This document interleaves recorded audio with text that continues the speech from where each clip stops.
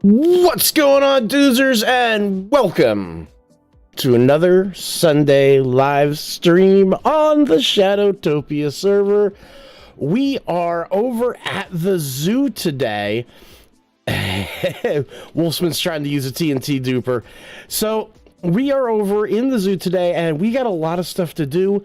One of the things you're going to notice is my color is way different. Everything's a little bit more vibrant, a little bit more depth to it, and so that's because my computer, I built this rig about 7 or 8 months ago now, and I just found out today when I was doing some updates to it that I added an RTX card to it. I knew that part, but I forgot to tell the graphics to use the RTX card for display.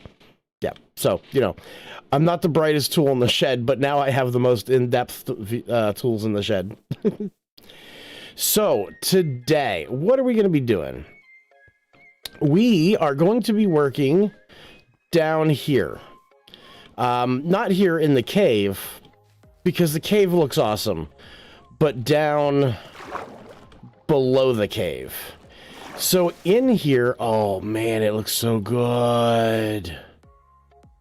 It looks so good. So down here in this deep underground section we've got, other than having a beacon that we're going to have to move, this is unused. This is just here right now. And I've been thinking about it for a while. You know, there's some nether creatures that we can bring to the overworld, right? Like we can bring over some striders, some magma cubes, that kind of stuff. And, you know, I was thinking about it a lot, and what I really think I want to do here is I want to bring some striders in. And, you know, having the striders be able to, like, wander around the natural habitat is really cool. Don't get me wrong. But how much cooler would it be if this were set up like a strider... I don't want to say obstacle course, but like a lazy river. Like, you know how when you go to like your water parks and adventure parks and stuff, they have that tube ride they call the lazy river where you get on the raft and you float around. So I'm thinking it'd be really cool to make a lazy river out of lava. So, you know, happy fun sauce. And then give everybody, you know, you get a strider that you can ride around in it. So what I may do is in this center section, I'm going to rip this center section out. I'm going to put in a little area where we can put some of the other nether mobs that we don't want people getting near, right? Like magma cubes. That can go in here. And then what you do is you come in and you get on the striders and you ride the striders around to see the different exhibits. So I think that'd be really cool. Give me a second. I'm about to sneeze.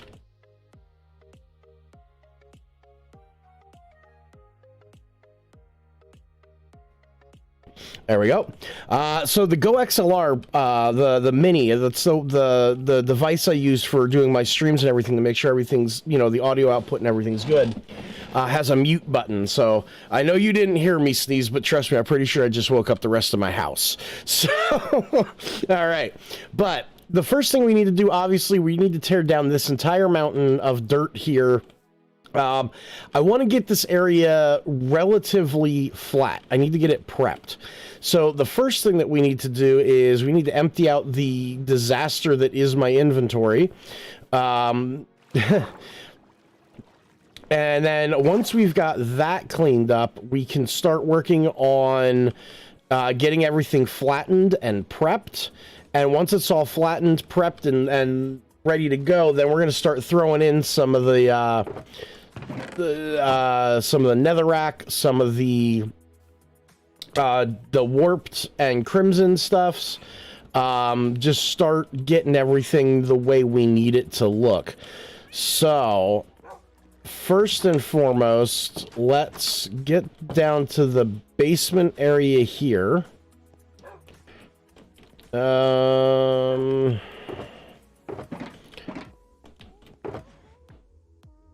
Get rid of that. And how are we doing over here, actually? Yeah, we're doing good.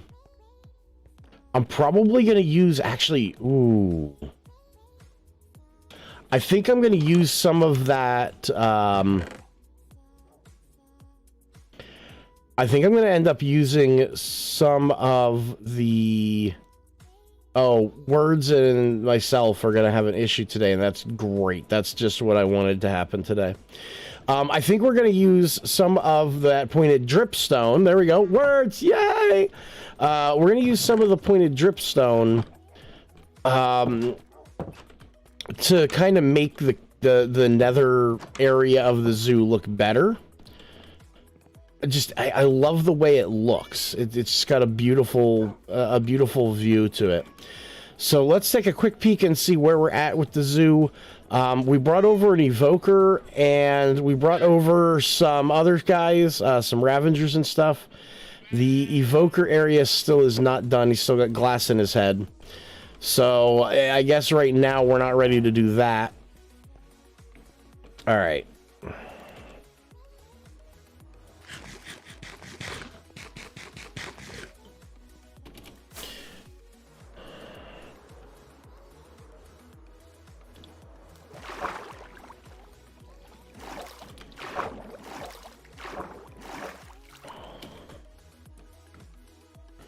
Put that on, take that off, put that on.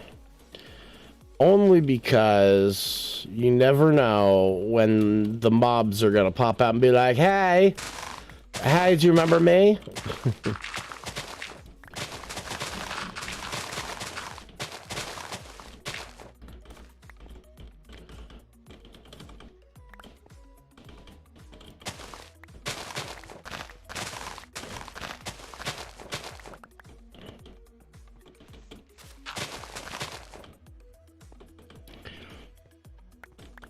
we go.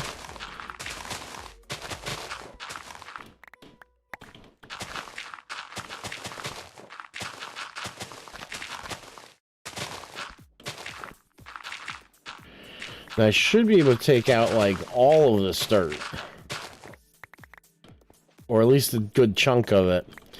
Let's see. You know what I didn't do? I forgot to do the dumb.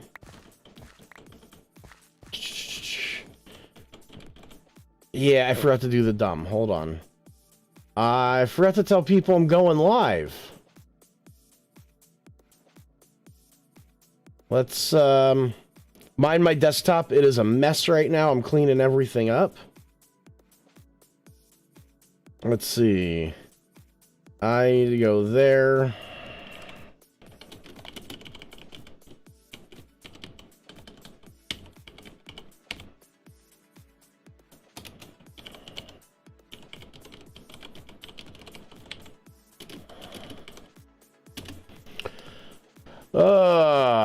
Man, what a morning. What a morning, I'll tell you what.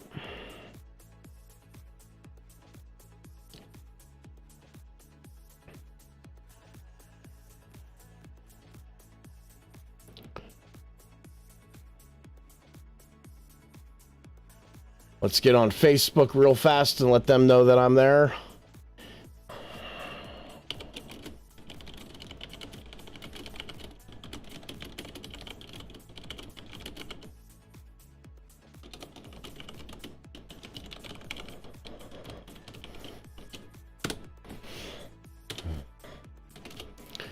There we go.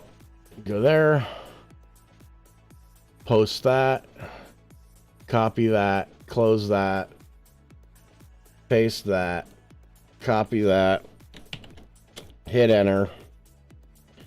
We're almost done.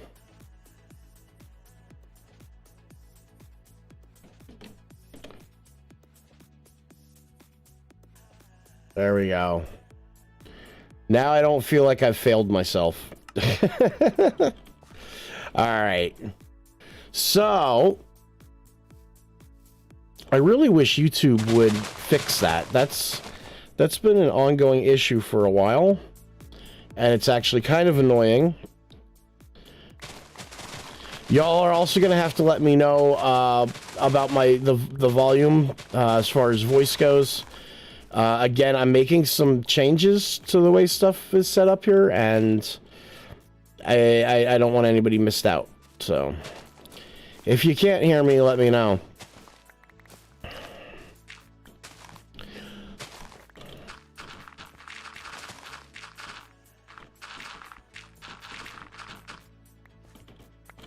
See? You tell people you're going live and they actually come in. I guess that's something I should do more often.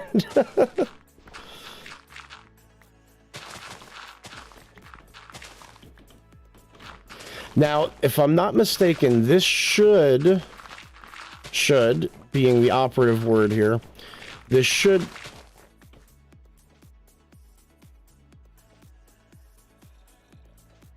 I hear him. I don't know where he is, though. I was just going to say, this should all be spawn-proof.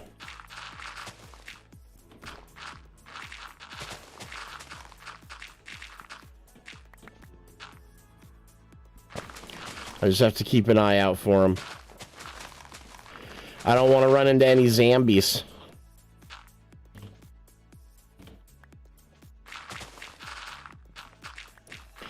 Now, what we're going to do is, once we get a lot of this squared away as far as getting flat, we're going to be putting in a lot of the netherrack, like I said. So that's going to definitely change the way things look.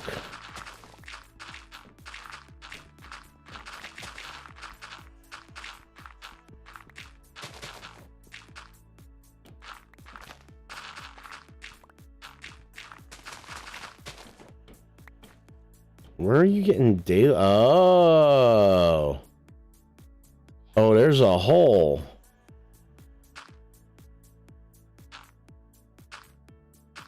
Hole no more. All right.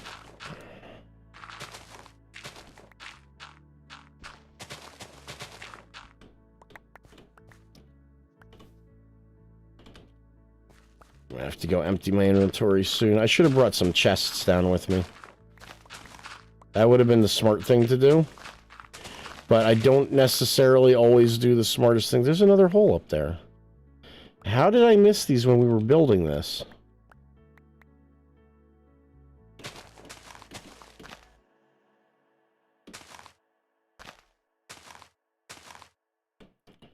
There we go.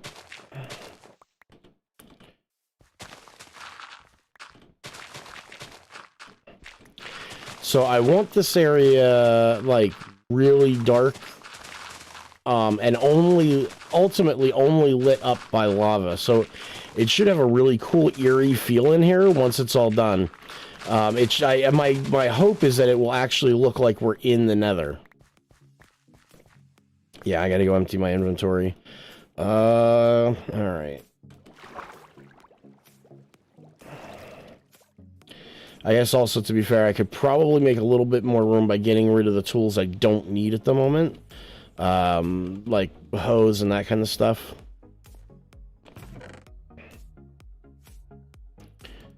We're gonna have a lot of dirt. Yeah, see, I have all these extra tools with me that I really don't need right now. So let's just... You.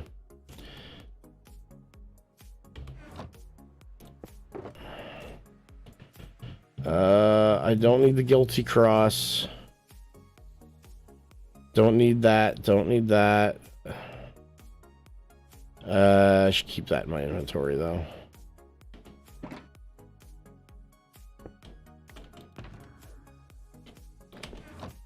That's better. It's a little bit more sustainable, at least. Okay. Dive!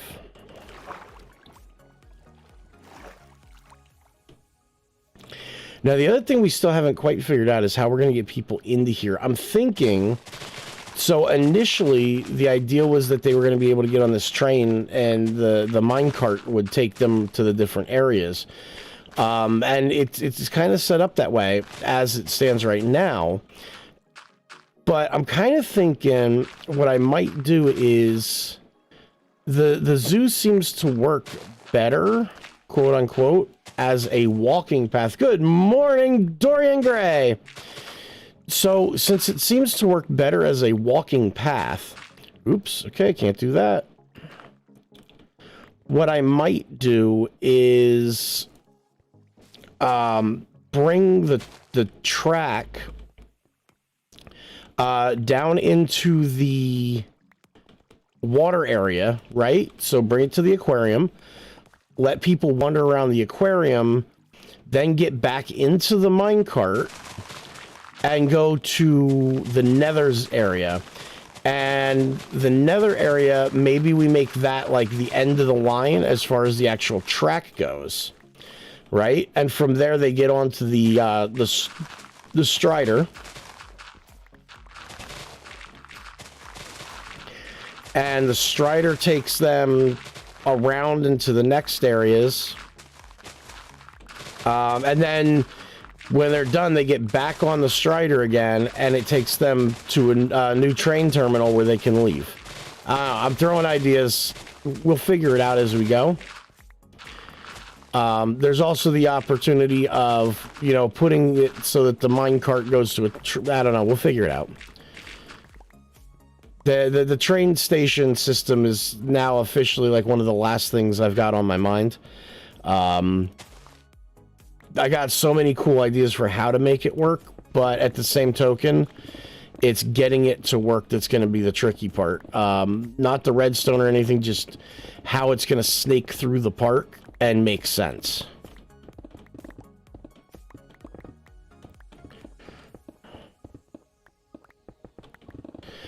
So, you know, I'm going to answer a question I haven't gotten yet on chat. I'm sure eventually it's going to come up. Where have I been for the last almost 2 weeks? Why did it take so long to put a video out?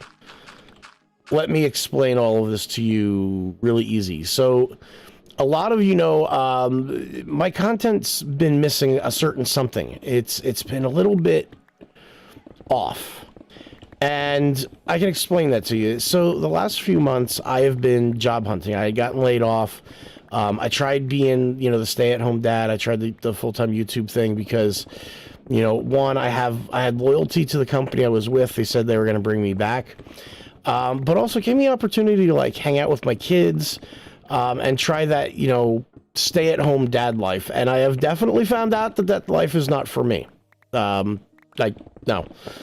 It drove me crazy. It honestly put me into a pretty good state of depression for a little bit. And it was a lot of people on the server that helped me through that, and family.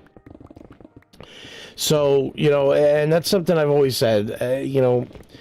I was always one where if you have a problem, you fix it. You don't ask for help. I'm a very proud person like that. And it drives a lot of people I know absolutely crazy, because if you met me in person, you wouldn't go, oh, that guy's got some stuff going on. No, I try to keep things together. I bottle things up a lot, which is very unhealthy for your mental health. I know that. And so, people would say, hey, you okay? And I'm like, yeah, I'm fine. I'm going to tell everybody here right now. So there's never a question. If you ask a guy, is everything okay? And they answer, I'm fine. We are lying. Like, there is things going on in our heads that you don't even want to think about. So all of that came to a head about 2 weeks ago. And then I got over this place. A friend of mine was like, hey, I think I got the perfect place for you to work. Like, you should go and talk to them. And so now I've got a new job. I'm at a new car dealership down in Reading, Pennsylvania. If you guys are ever in the area and you want a car, come see me. Shameless self-promotion. It's called Auto Ride of Reading. It's owned by a gentleman named Joe Tagey and run by another gentleman named Ray Dubs. Absolutely fantastic people to work with. So in any case, it's given me... I don't want to say it this way, but it's going to be this way. It's almost like it's given me a purpose again. I wake up in the morning, I'm feeling better. And now that certain something that was missing, that creative flow I was starting to lose just out of everything else in my life. It's back, baby. It's back. And now I'm waking up, I feel great. So, speaking of feeling great, if everybody in chat could do me a favor and wish Doodle Moose a get well soon. She's feeling a little under the weather, which is why she's not here today. So unfortunately, y'all are gonna have to just listen to me talk today. Ooh, there we go. A little bit of copper. That'll make White Top very happy. So, like I said, most of this stream, we're going to be chilling out, listening to some music, answering questions if you got any. And listen, like I said, this is an open forum, kind of. I mean, obviously, we're going to keep it PG-13. We're allowed one F-bomb, and I will use it when I feel appropriate, but probably not, because I never do. But, what I was saying before about asking guys, are you okay? And us answering, yeah, I'm fine. If you're a guy and you're having issues, maybe don't feel like you need to hide it. And I'm not a licensed psychologist in any way. So please don't act, don't think that I am. But what I am and what I can be is somebody to talk to. I don't judge, never have, never will. There's things I don't like. There's things I don't approve of. But it is what it is. I won't judge a person based on it. Listen, their choices are their choices, not mine. And their choices, quite frankly, don't affect me. So, but I can be somebody that can listen. And so if you're ever in a spot where you really need somebody to talk to, hit me up via, hit me up in the comment section of a YouTube video and say, hey, I really need to talk, or Find me on social media. I'm all over the place. I'm on Twitter. I'm on Facebook. I'm everywhere. So, now that we've gotten that, let's get back to this. What do we got here? What do we got here? Oh, we got a lot of daytime. I don't like that. Let's cover that back up. Cover up the daytime. Oh, shut up, goat free.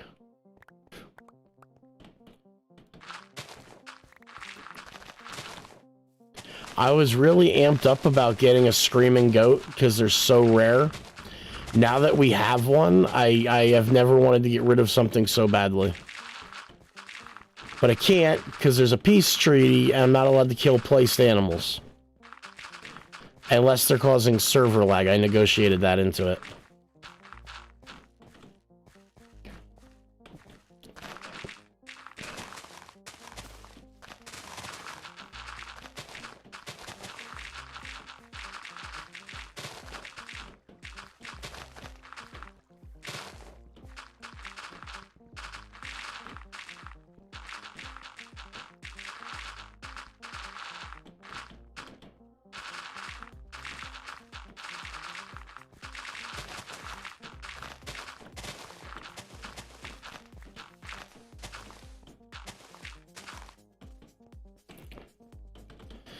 Oh man, this is a lot of dirt.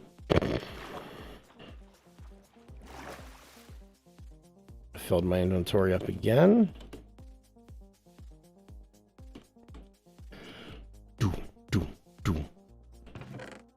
Uh-oh. Uh-oh.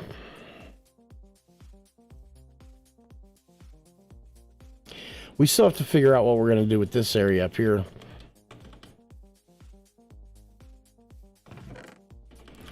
Uh-oh.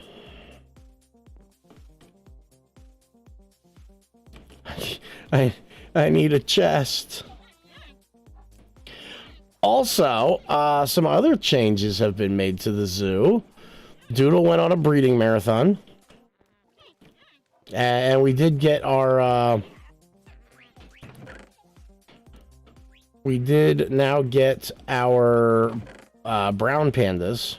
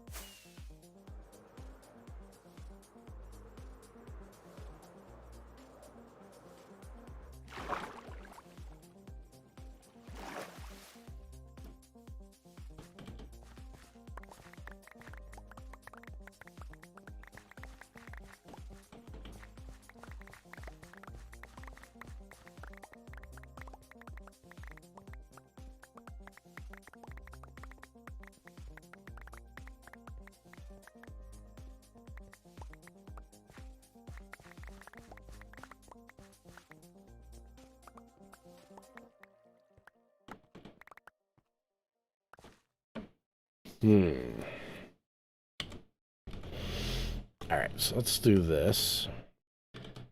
And this way I can get this all set up for video, because we're probably going to do a little bit of... this is probably a little bit of this is going to go into my video for next week for sure.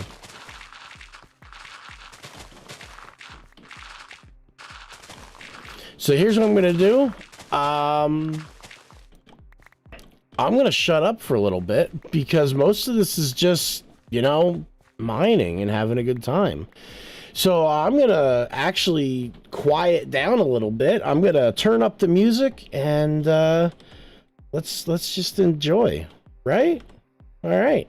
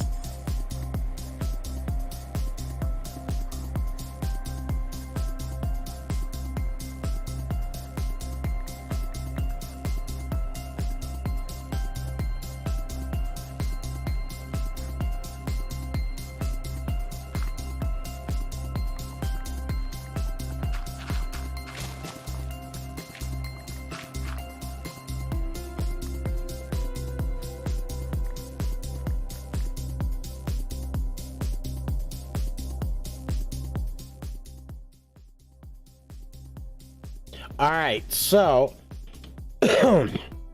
this is pretty much cleared out the way I want it to be. So now it's time to start bringing the other stuff in. I also need to start working out a floor here, because this is the scary part, because this is all going to be spawnable. So I do have to be careful, like when I start adding in the floor, once I've done that, this becomes a mob farm pretty quick. So I do need to be aware of that. Now granted, if I do this the right way, it shouldn't be too much of an issue. So let's map this area out, right? So up here is going to be where the minecart comes. It's going to bring us up to here. Or actually, do I bring it around this way? In any case, I do have to get rid of this. Thank you, Beacon. You have been a good friend.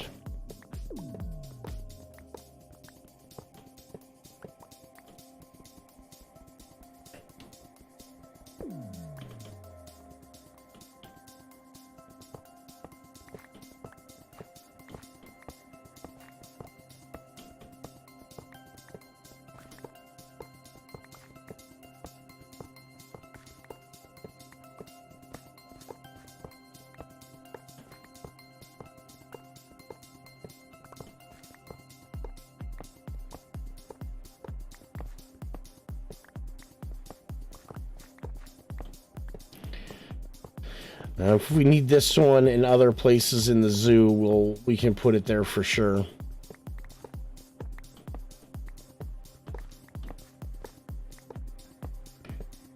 But for right now, we're gonna be doing a lot of netherite or netherrack stuff, and I kind of don't want to have to worry about like insta mining too much. We're already going to be insta mining because netherite gear.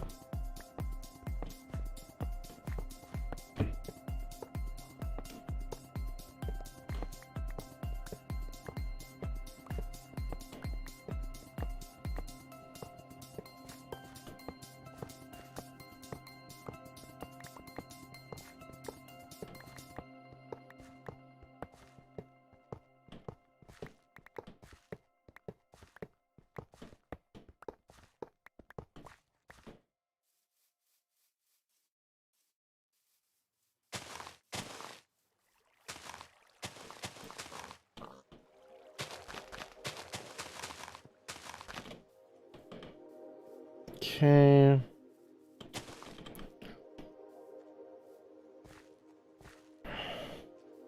Yep, see? Already we're starting to get mob spawns in here.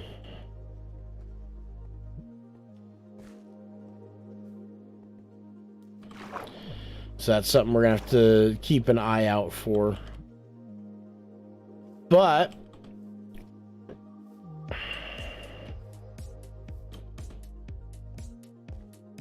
is okay.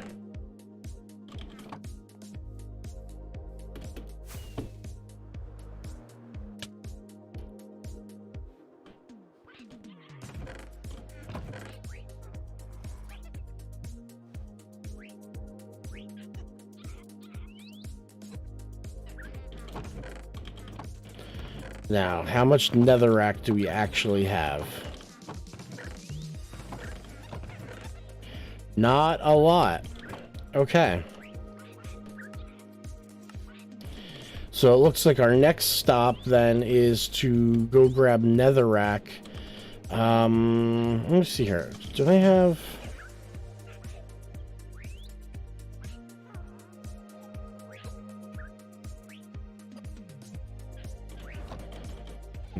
All right. Let's go get netherrack.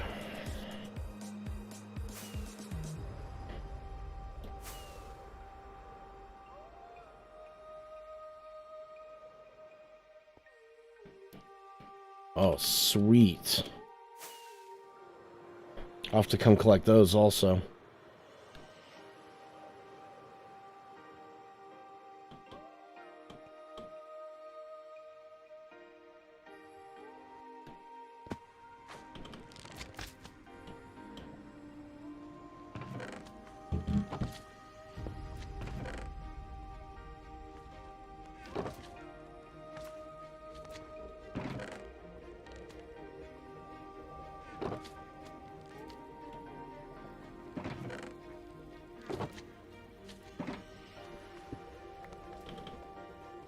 Yep, don't want any of that.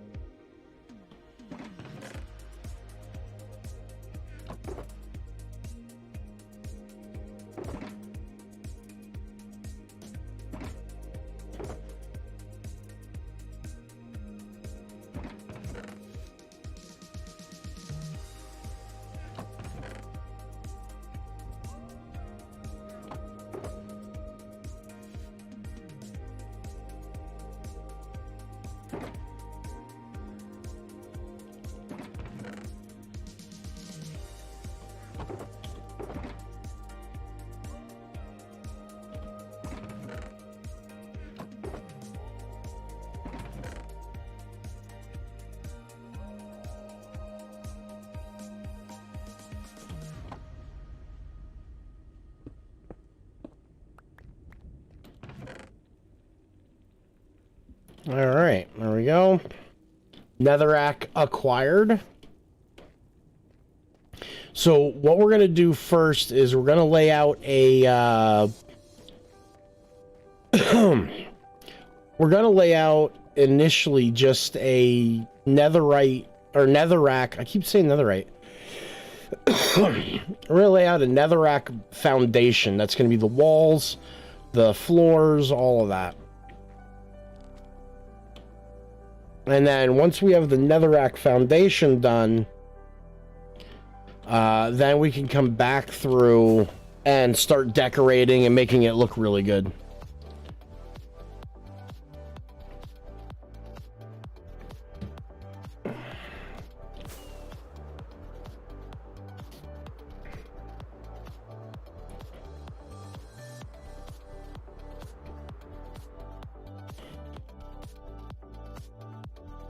Put this here for now.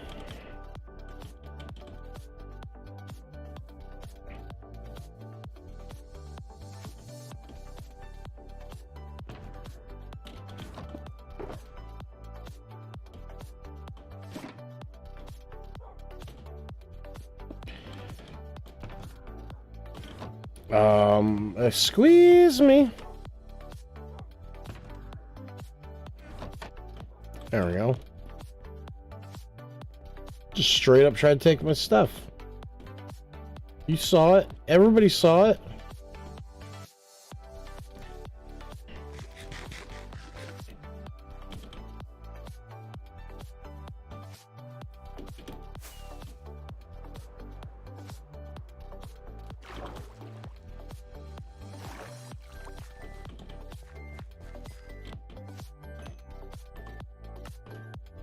All right.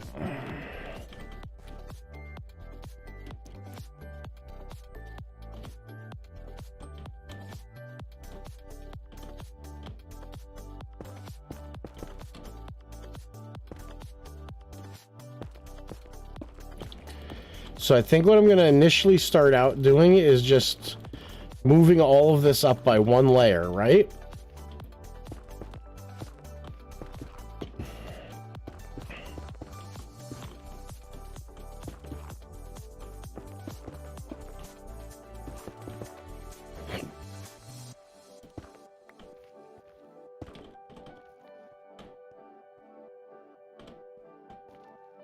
Because we want everything that we can reach covered. And I don't want to really change too much of the way the room looks already, because this area looks fantastic inside. And like, I'm almost ashamed to be filling it now with just netherrack, but...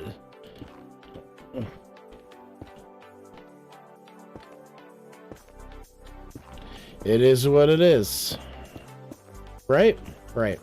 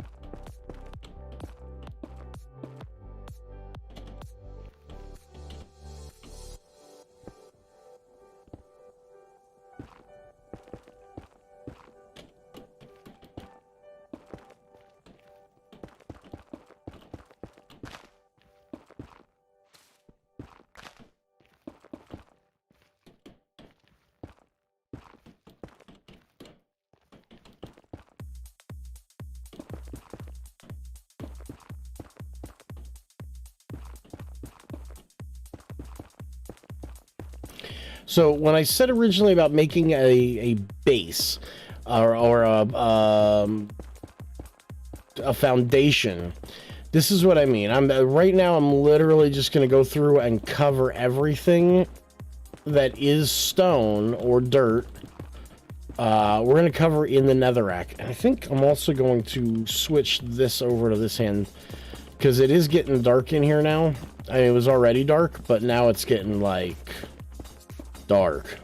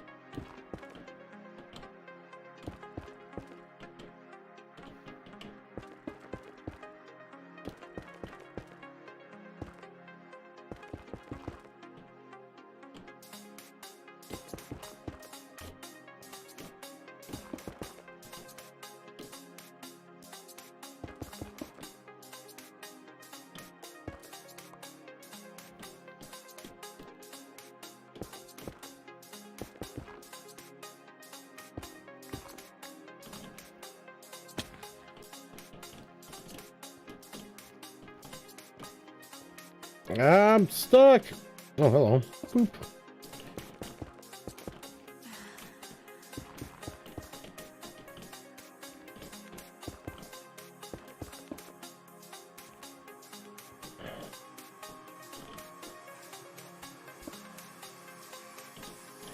Just get rid of that one.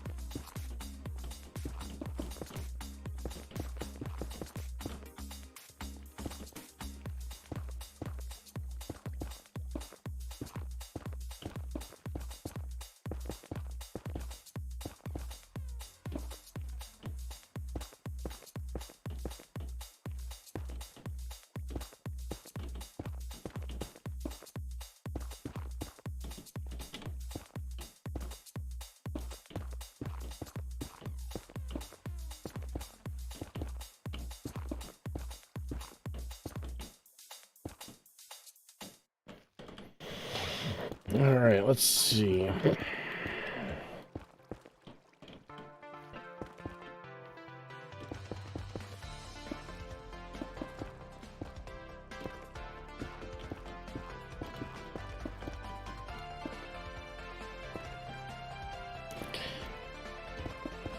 Not gonna lie, I'm kind of curious as to how this is looking already.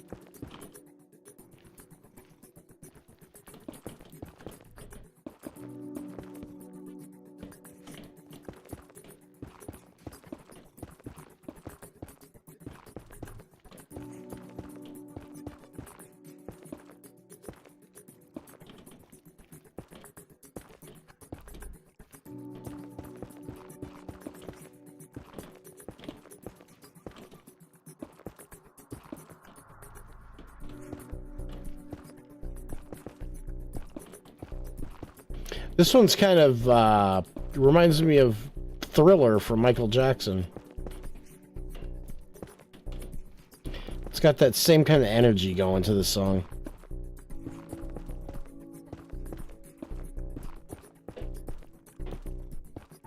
It's that bass line that does it, I think.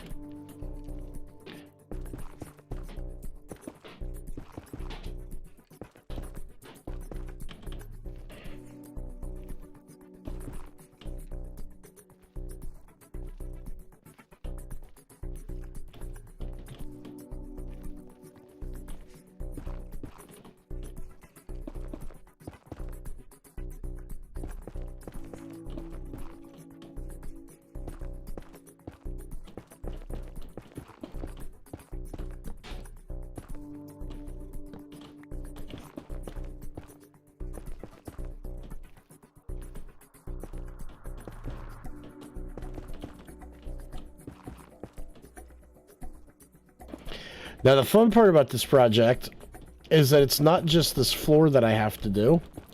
This is going to have to go all the way up to the ceiling. Like, it's got to go up to the ceiling. It's got to encompass the entire ceiling. Like, basically, if there's anything that's not red, we got to change it red.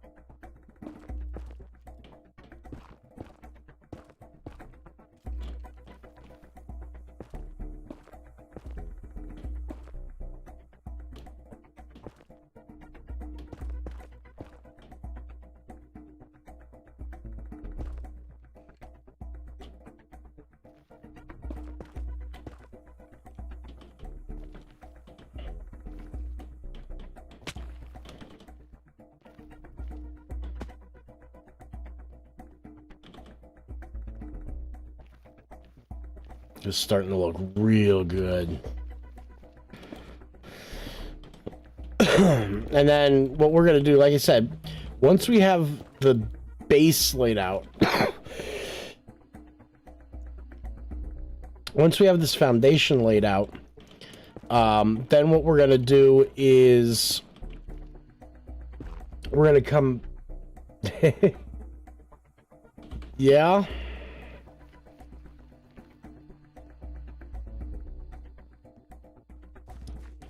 Yeah, Wolfsman, it is. Once we have all of the foundations laid in, then we're going to come back through and we're going to start coming in with, like, the basalt, the black stone, the nether quartz, and we're going to start detailing it. We're going to start giving it a little bit of life. Get it to the point where when you're in here, you can't tell that you're in the overworld. The idea is that you come in here and you honestly think, oh, I hit the nether. All right, that's about as far as I can reach right now without getting scaffolding. So... Okay, you're important. Gotcha.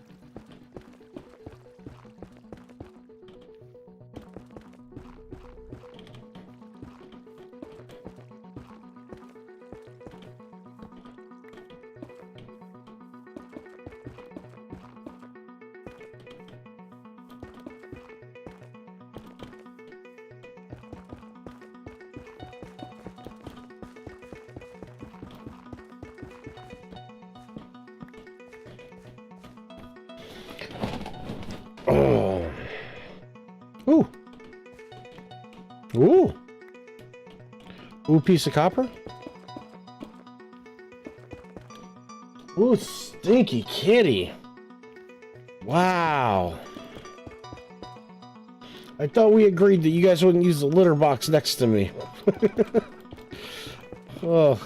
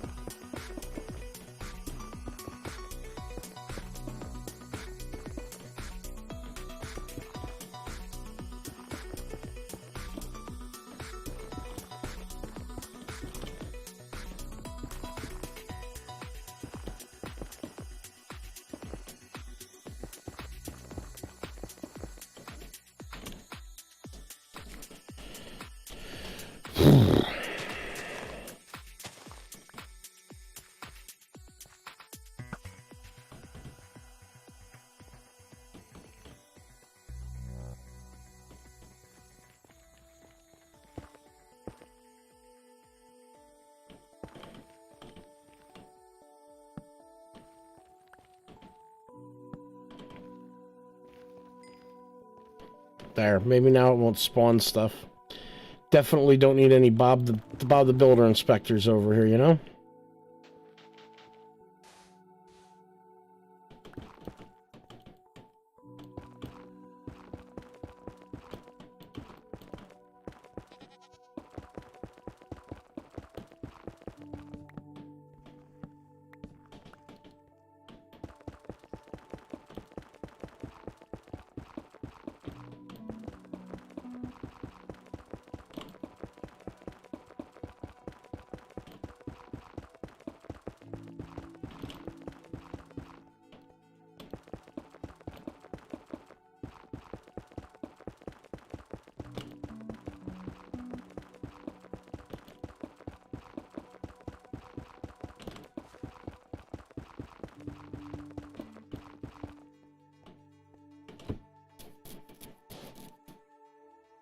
I think I might be running out of...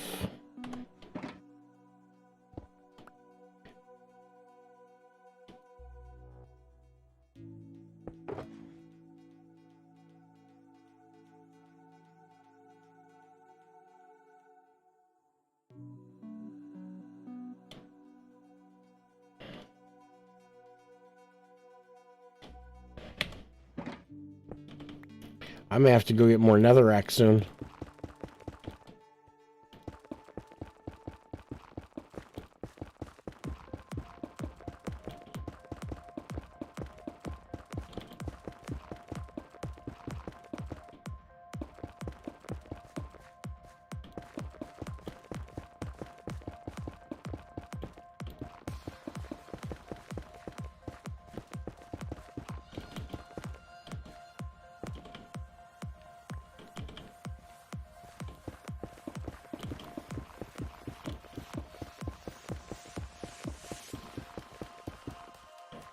Oh, look at that. Wolfsman coming through like a champ.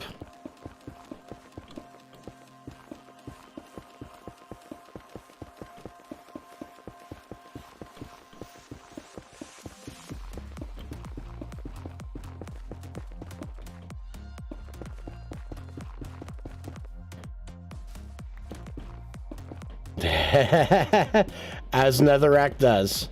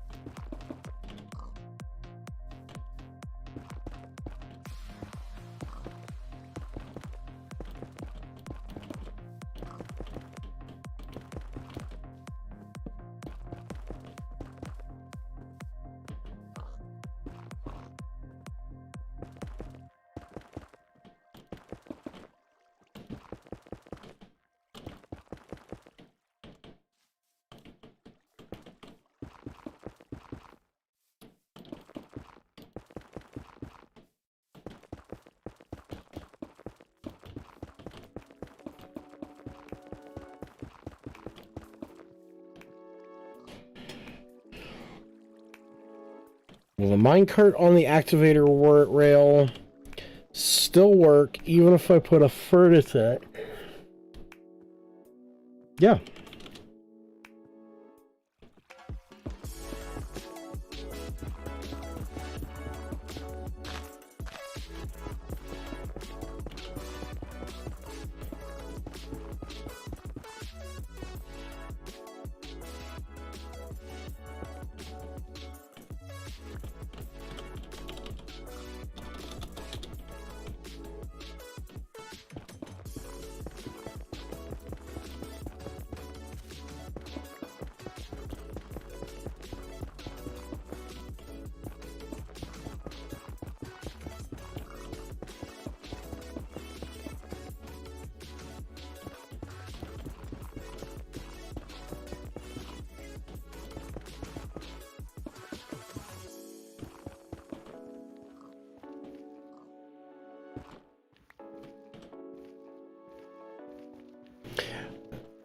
The only thing I would tell you to be careful of, Wolfsman, is that if something were to go awry, like you get a little bit of server lag that causes it to blow up, if you have ancient debris in that furnace, it goes away if it blows up.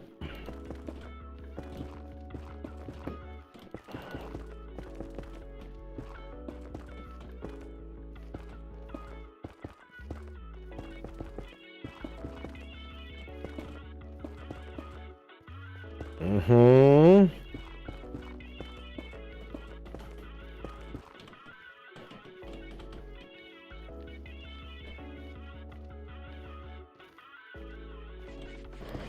That's one of the reasons why I've never done that.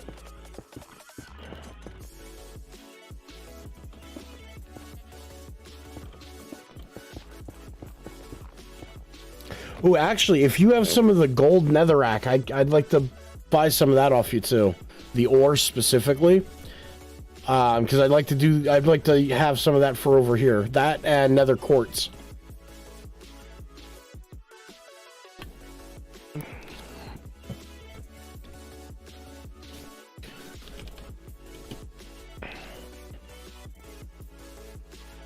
Sweet.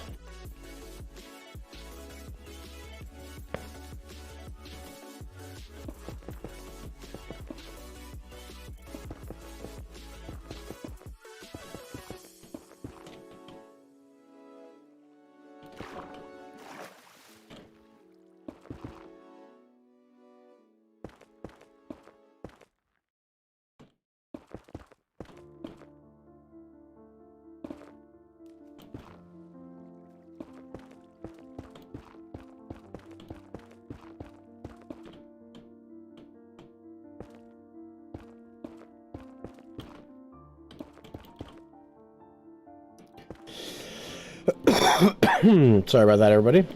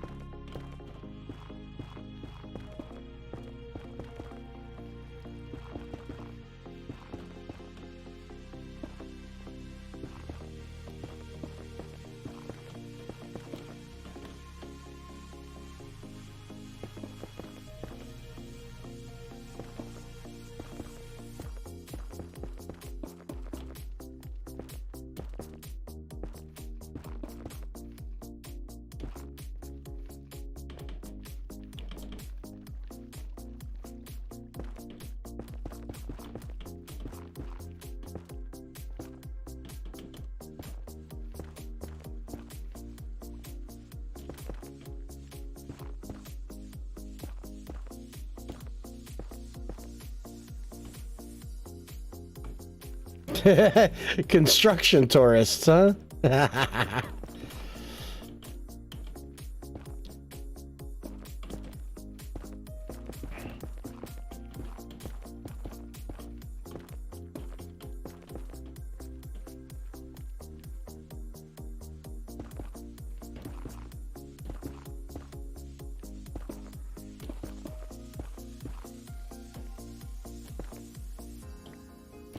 Oof, I'm gonna need to go fix my pick soon too.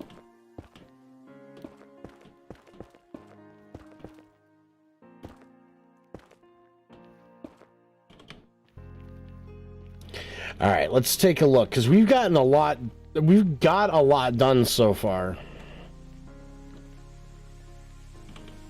Yeah, this is starting to come together. We got a lot to do, though. Like, a lot to do.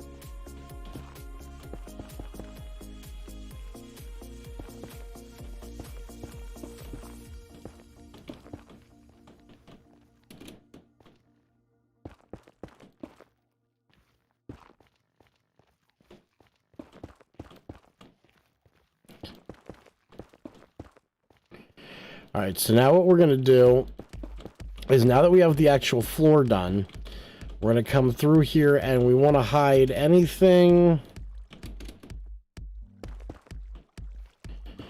So like this area here, what we're actually going to do is instead of trying to fill all of that in the back, we're just going to match this because we got to make sure that there's nothing there. We got to make sure that there's no overhangs where you can see just the regular rock.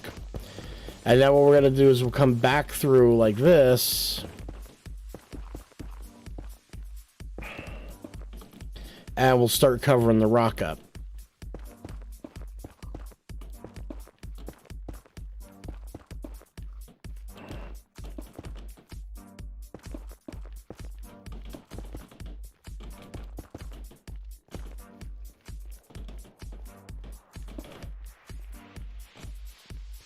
So now we can come back through here.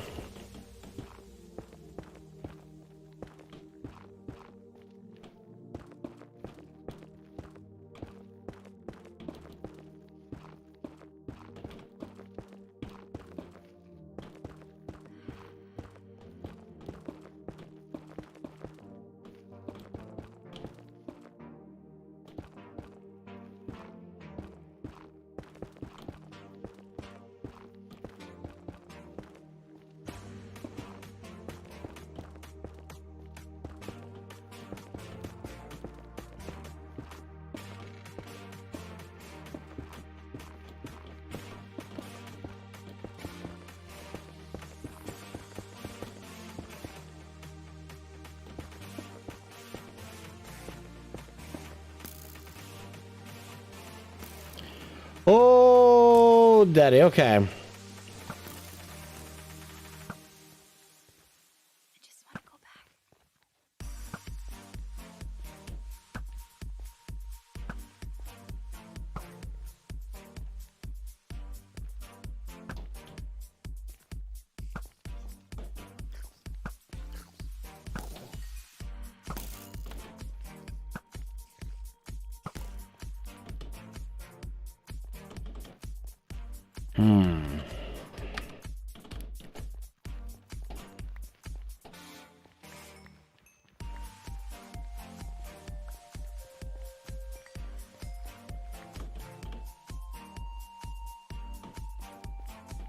Okay, I'm gonna have to get some more torches.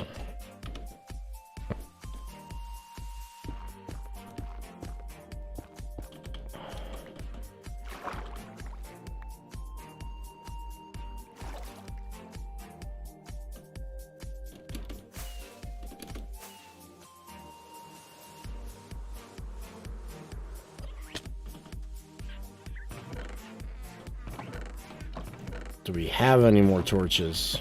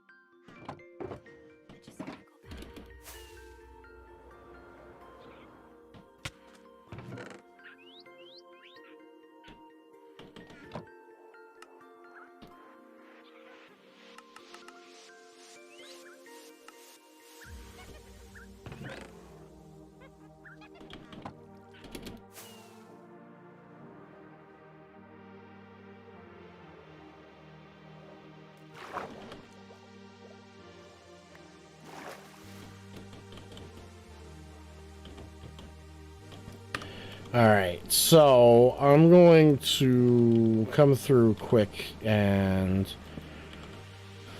we're going to do a little bit of torch spam here just to make sure we don't have that happen again.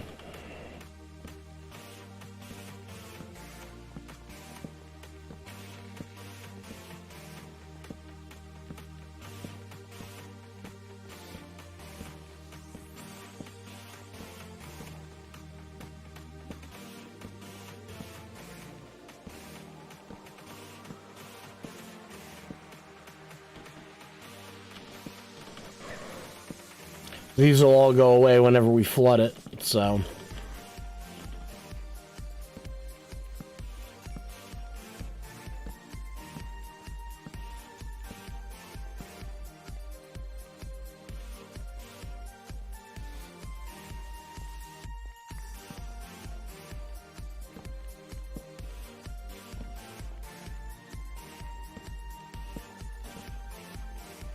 There. No more creepers.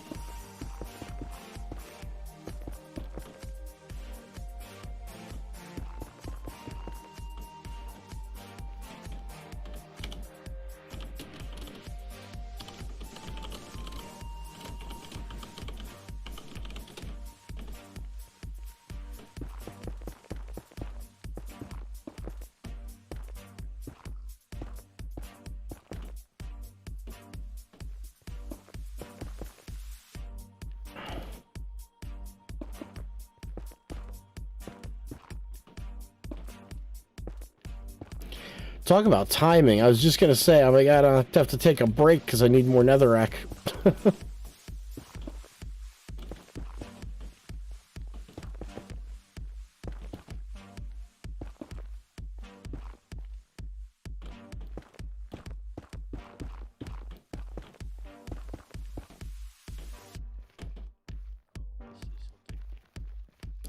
Hello?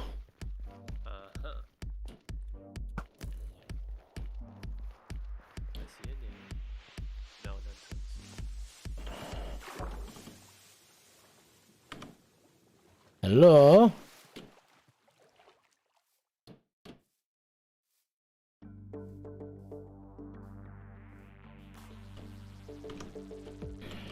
Let's see, I bet you he's in here. Wolf? Yes. I can hear you, I don't see you.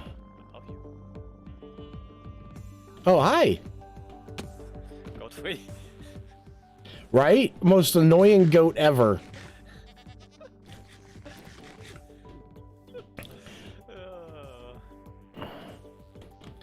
I'm like a dwarf, I'm living under the mountain.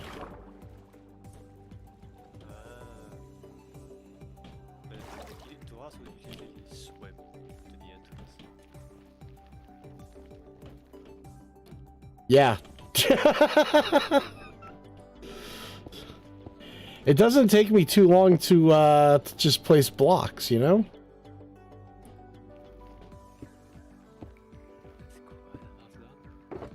What's that green I see? So that is actually a really interesting phenomena that happens with the moss blocks. Some of the stuff from the moss blocks has that, like, expansion particle-y effect thing looking. It really looks cool. It does for sure. Like, that's one of those Mojang. Yeah, that's one of those Mojang bugs that I hope they never fix. For sure. Well, they could even increase it, in my opinion.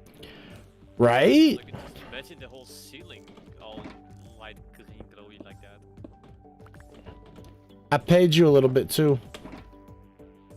We never discussed pricing, but I just mentioned you needed.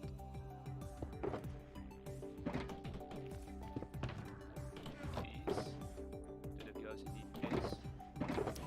oh. Okay, cost. They're rather easy for you to get now, especially because of your boar.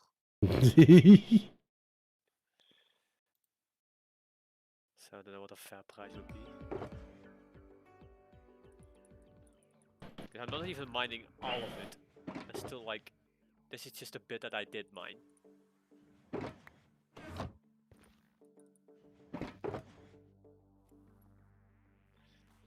So I guess pay me whatever you think is a fair price. I'll be content with that.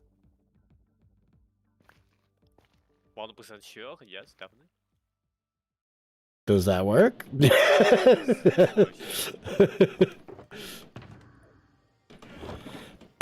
Because you just saved me a boatload of time. No problem. So yeah, I got a lot of work to do. Yes, especially if you want to cover up that ceiling. Yup, I do. I don't want to, but I have to. Because it's not very nethery. Hey, Prismite Gaming. Hey, listen, one watching, two watching. I do this because I enjoy doing it, and if other people want to hang out and chill, I enjoy them too. Are you gonna make it only netherrack, or I should also combine like blackstone, basalt, glowstone? Oh yeah, so I'm gonna start with a netherrack base. Yes. And then once I have the netherrack base, then I'm going to go through and I'm just going to start adding in like some of the nether gold and the nether quartz. Like, so let's for example say right here, I take this out and replace this with. Ah, yes, like that. Yeah. So the object is this is going to look very much like, very much like the actual nether. And then what I'm going to do is I'm going to put like a lazy river. Have you ever been to a water park that had a lazy river? I think I did. It's like those rides where you get on a rubber inner tube and they've got like a fake river made that kind of like winds its way around. It's got spots where it splashes water at you, but it's pretty much just to sit and chill. Yeah, not with the rubber tubes, but I do once been to a swimming park where they had some same concept, where just like a slow stream where you kind of just Yeah. swim in, floating somewhere. So we just like generalize them and call them lazy rivers. And my thought process is, because we have the striders that we can ride, right? So what I'm thinking is, in the center, I'm gonna make, like, say over here, I'll put like an area with some magma cubes in it, and then an area with some of the zombified hoglins. Maybe over here some striders in a natural habitat. But then what I'm gonna do is I'm gonna make a lazy river of lava. And I'm gonna have it go through, so that what you do is, to actually view all of these, you have to ride the striders. Oh, that's gonna be amazing. You're gonna need you're also gonna probably apply warped and crimson stuff. Yep, I have both. I have warped already. I just have to lay it down, lay a couple blocks down, and start bone mealing it. I don't know. I don't think I have any of the crimson stuff yet, though. Come to think of it. I have some at my base. I can easily get you. Like some of the crimson mine is. So you ready for this? I would need only one crimson mycelium. Oh yeah. Because if I have one, then I have an unlimited supply. Exactly. Yeah, I have to go to my base real quick to get one. And with the mycelium, you also have an unlimited supply of mushrooms because you grow. Yeah, because when you bone meal them, they can produce the little mushroom stems. And once you've got the little mushrooms, then you can make the big ones. Would you want to use wart blocks as well? Huh? The wart blocks? The crimson and the netherite mushroom warts? I don't use them. I've literally been just putting them in the compost.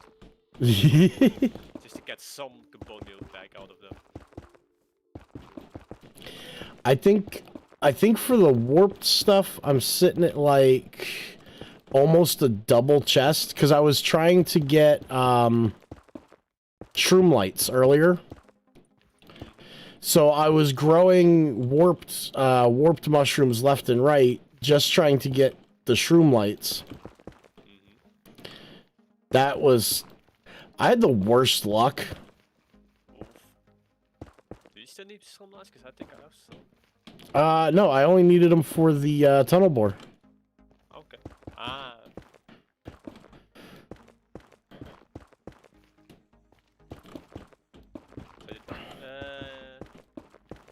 I put the gold in the same shulker box as the quartz. There's also gravel in here if you want to use that as well. Okay. So how much, how far have you gotten with the tunnel bore? I don't think I've reached 1,000 blocks yet, but I'm getting there, I think. The starting goals are like 300, I believe, and when I stopped the day, I was about at 1,000, so I think I've like dug 700 blocks or something. Doesn't it make life so much easier? That's enough! Especially the amount of, well, especially going through basalt biomes. Yeah, basalt biome, it doesn't matter what it is, it's just gonna eat it. Exactly, but like, normal nanorites, I didn't mind as much. You just go through those very quickly. Sure, you miss a lot of nano ancient debris, which you now do find, but going through basalt or blackstone was just a pain. And now it's just easy. Yeah, and it's like you hit it with the tunnel bore, and then after you go through with the tunnel bore, if you I'm not gonna say that every chunk has netherrack in it. Steino says, "Is Wolfsman German?" No, but close. Dutch. Me, Yeah, German or French. That's what most people guess. Based on my accent. I think that's what I asked too. I'm gonna turn you up a little I bit. think you guessed French.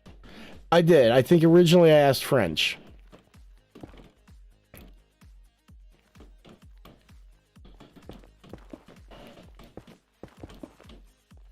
But yes, you were saying.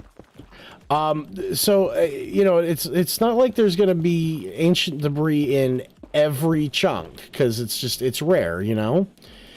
But I mean, the highest it goes is Steiner says, "Oh, okay, I'm German."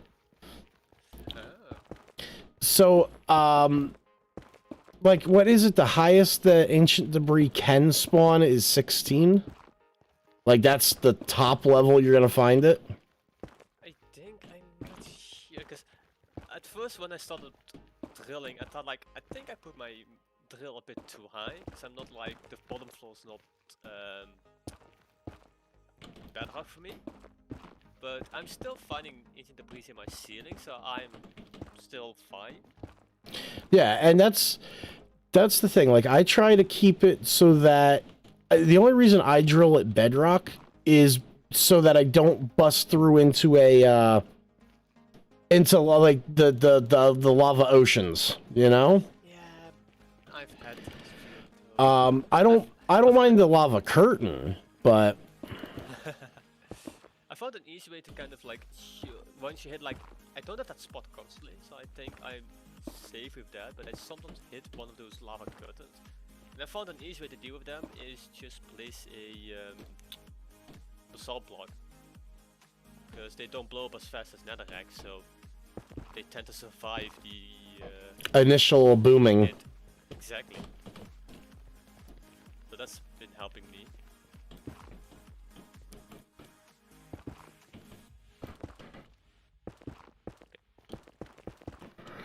So Lots of the netherracks that be helping you farm here. I'm just standing here looking at you do your work. that's okay. That's fine. I do that to White Top and Doodle all the time. Like, they'll be building something and I'll just stand there and stare. You know what, this section here, I'm gonna make the command design decision to just block that up. Oops.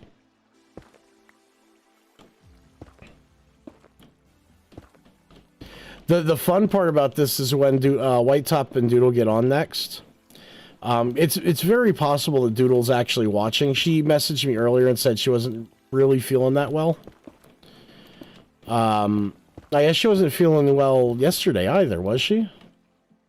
No, she's been sickish this whole weekend.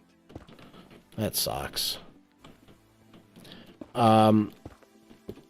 But she messaged me earlier and said that she probably wouldn't be able to do the live stream, which is why my live stream actually started a little bit late, because I was reworking, you know, and it's not, you know, I'm not upset or anything. She doesn't, because I know Doodle well enough to know that she's like, I'm sorry. It's like, don't be.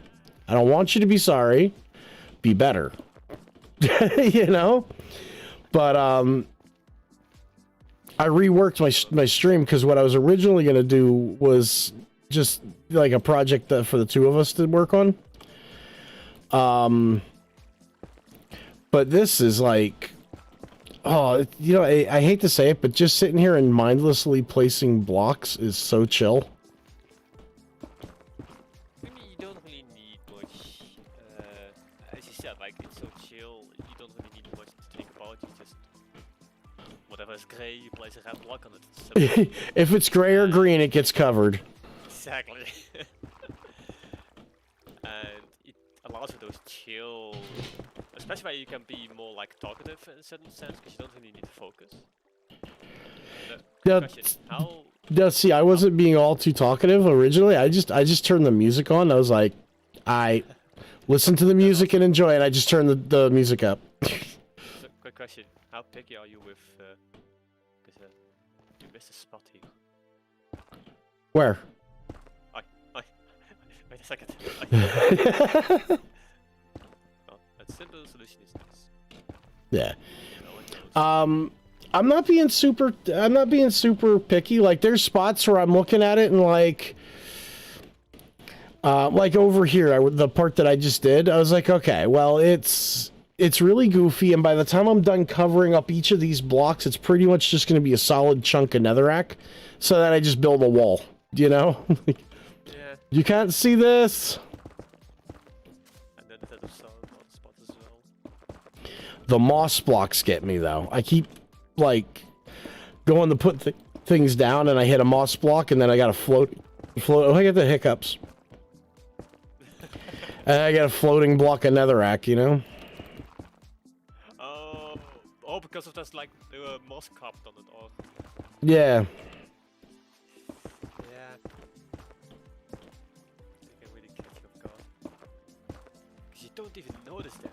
Like, damn, they're covered well.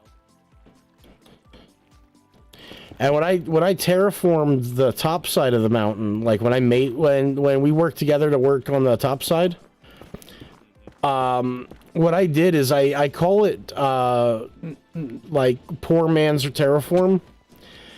I think I've heard you say that, yes. All I do is I lay down a couple pieces of moss, like just enough to get it started, and then I bone meal it, and it does the rest for me. Like, I don't have to do anything.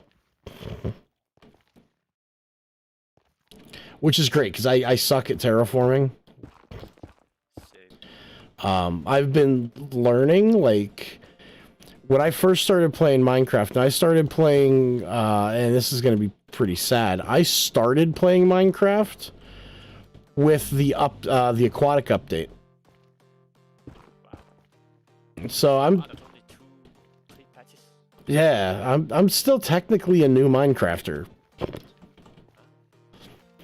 So there's a lot of things that like I don't know about. I mean, I'm a code hog, so I'll get into the code and start learning things. I can play since 1.6 and I still don't know proper redstone, so Well, redstone is so redstone, it depends on how you think, right? Minecraft redstone is all Boolean logic.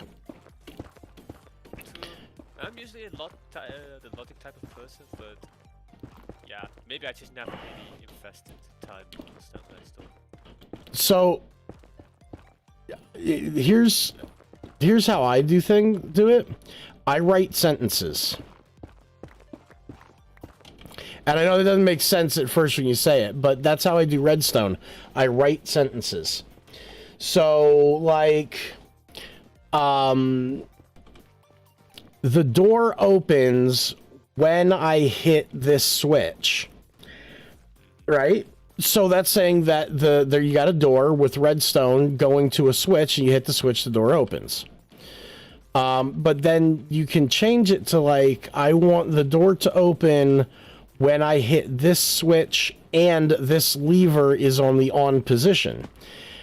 So now you know, and you need an AND gate. You know what I mean? You got the lever. So that's how I start building my redstone, is I start writing these sentences. And once I have, as long as the sentence makes sense, then the redstone will typically work. Okay. Typically. Stina says, I've played Minecraft for 7 years. Yeah, you got me beat. 7 years, what age was that? So yeah, that's about the same amount of time as I've been playing. 7, 8, I think.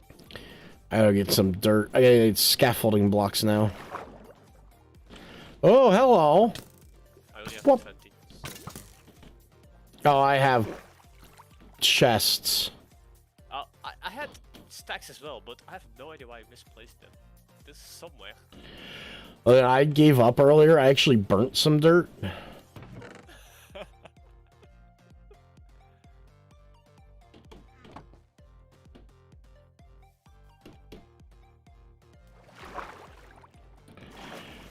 Oh, spicy grass.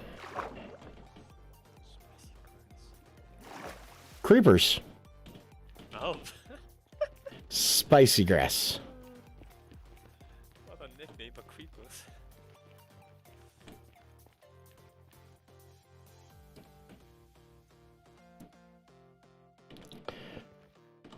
All right, so what I'm thinking...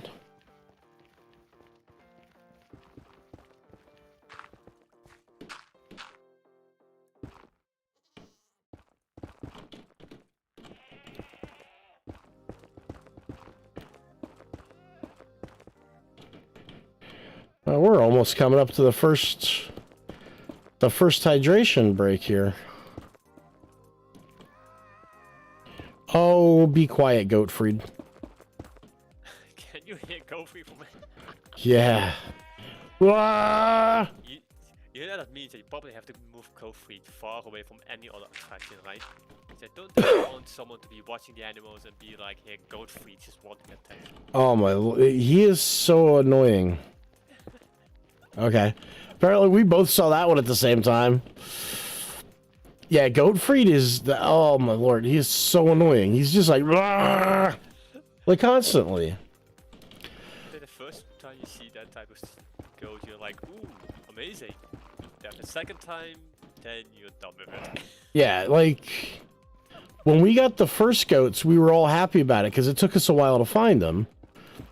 And then we found out about the screaming goats, and we're like, oh, well, you know we're going to get a screaming goat.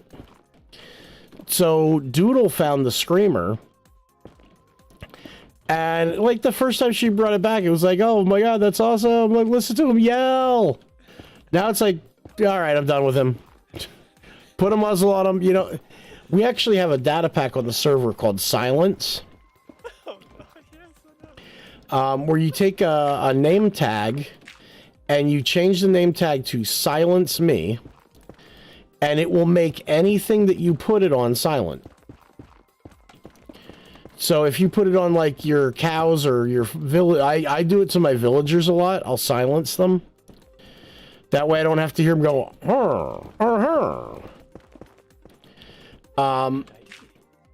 and then once they're silenced, they'll stay silent. So you could change their name, and they'll still be silent.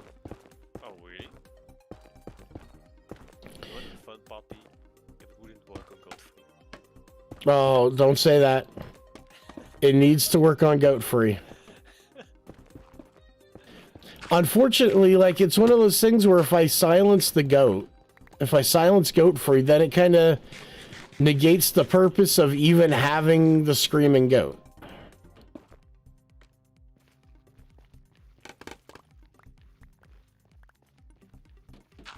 Yeah, for sure.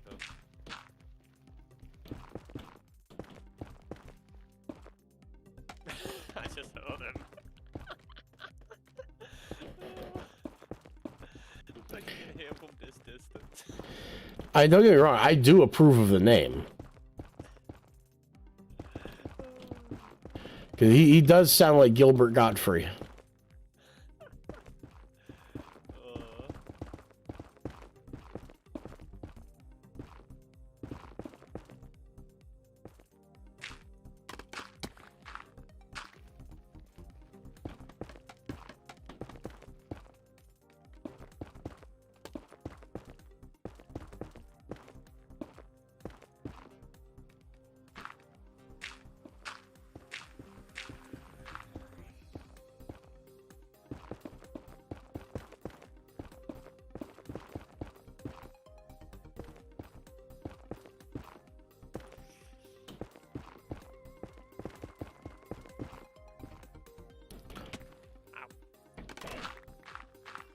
I think that's the one thing I dislike about scaffolds. You can't shift on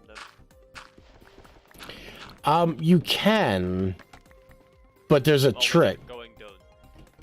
Or I have to like do this. Yeah, you gotta like shift and jump.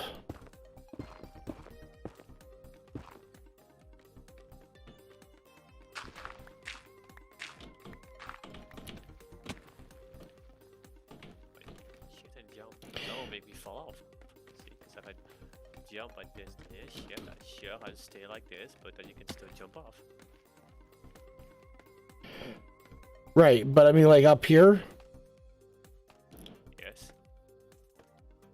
I mean, yeah, you still fall down, but Yeah. So the only real way to kind of keep crouching on them is like having one of these, where you can't go further down.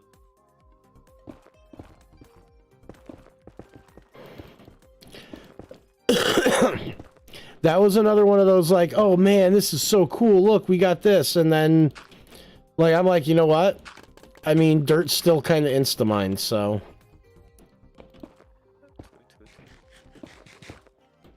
I do use scaffolds a lot. I used to. I did. I used to use scaffolding a lot.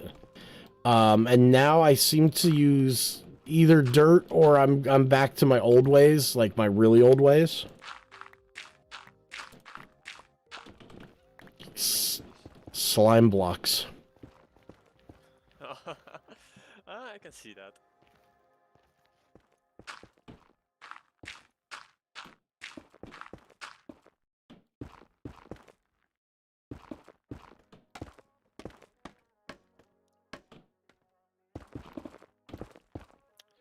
I do say this is the one nice thing about scaffolds is you can just much easier like create a path forward.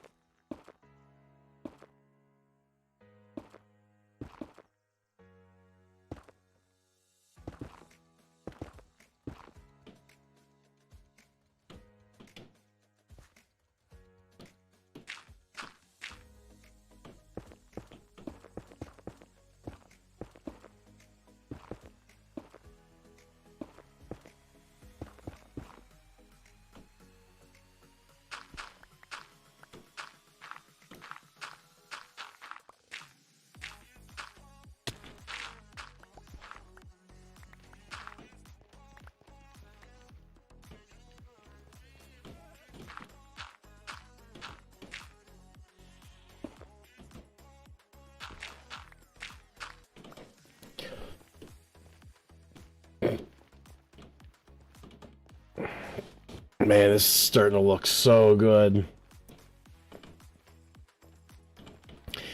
All right, y'all, we are going to take a real quick hydration break before we finish up the last half hour. Give me 5 minutes, enjoy the music, and we'll see you in just a few.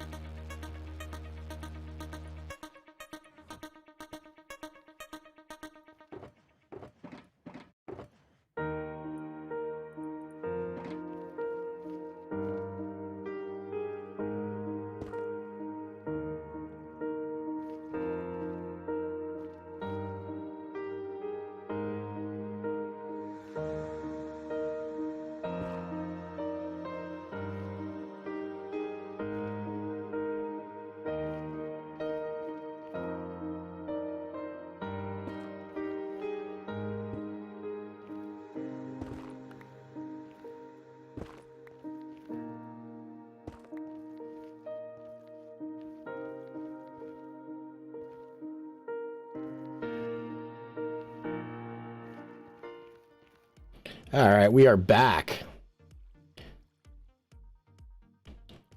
Nice zombie head. I saw you place it. I was just sitting down when I saw you place it. Almost. Almost. But almost only counts in horseshoes and hand grenades. I've been doing that with everyone I find AFK. Just place either skeleton, creeper, or zombie head in front of them.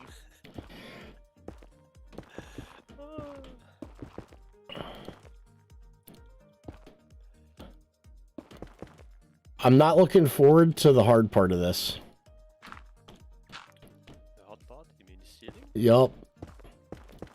I mean, It's gonna be easier than the ceiling I did at the at Babylon. sure, because Babylon ceiling at the Hotel Tower color. I think you can, because as you said, like the easy to break blocks, you can just kind of scaffold up and then just make a path while doing it. Well, what I'll probably end up doing is I'll probably end up building a floor of dirt. Yeah, that's what I did for the ceiling of my library. When I had the ceiling of stone.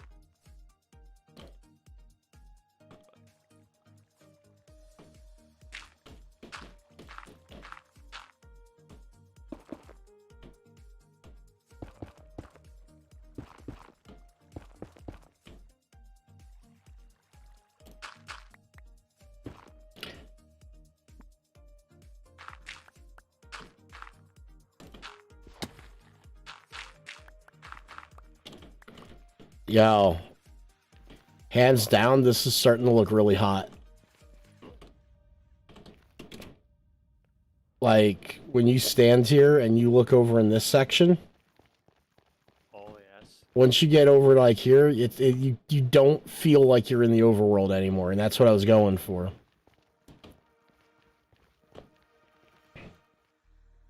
Well, the only thing is, of course, the whole dark spots, but at the same time, it kind of has something. Well, so here's the deal, right? I'm going to be putting flowing lava in here and stuff. And we're on a mushroom island, so I don't have to worry about things spawning. Do that.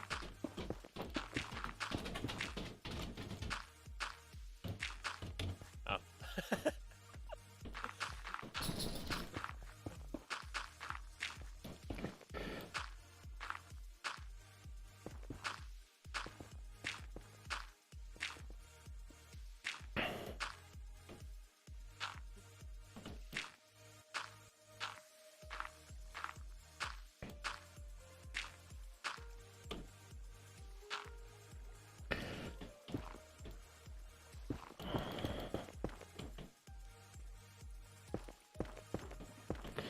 So, you know, you and I were talking. I don't know if you feel comfortable sharing this on stream. You don't have to if you don't want to. But what kind of work do you do?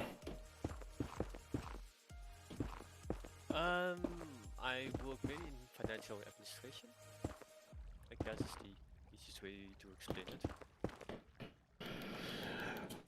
Okay. So nothing too exciting. It's mainly what's the right term? I want to say debit control, but I'm not sure if that's the correct term. Where did this zombie come from?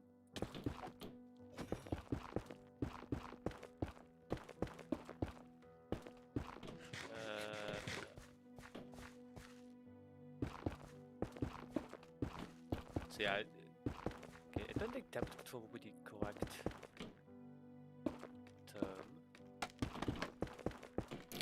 So, do you work for a company to help make sure they stay in the black, or? Oh no, I work for a organization, a daycare organization, and essentially the easiest way to explain the type of work that I do is kind of make sure that people pay their bills. Okay. Because daycare costs money, and well, yeah, people have to pay. So that's essentially simply said type of work. And the whole administrative part that goes around that is kind of yeah, part of the work I do. Gotcha. So you and I are in very similar fields. Yes, I believe you work in sales, right? No. Oh. Yes and no. So I work for car companies, right? So my job is when somebody goes to buy a car, 9 out of 10 times, they don't have the cash on hand to just buy a car. Most people don't go walking into a dealership with, you know, $50,000, $60,000, $70,000 to blow on a car. So, Don't do that. right? Surprise. So my job is I do the financial side of it where they come in and they want their car, but they need to be able to pay for it. So I work on behalf of the dealership and the banks to acquire them a loan. So I do loan origination. Yeah, then I guess we are kind of in a similar field. My You're the one that arranges the loans and my job the person that comes afterwards. If they don't pay up. my job is to get them the money. Your job is to collect said money. Technically, yes.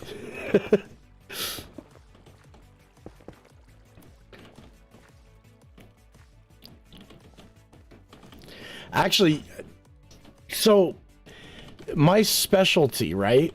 Now, everybody's like, oh, okay, so you type stuff into a computer, which is kind of true. I do. Most of my job is just data entry, but part of my job is to being able to look at a person's credit profile and understanding, like, finding the story within the profile to get them a loan. Oh yes.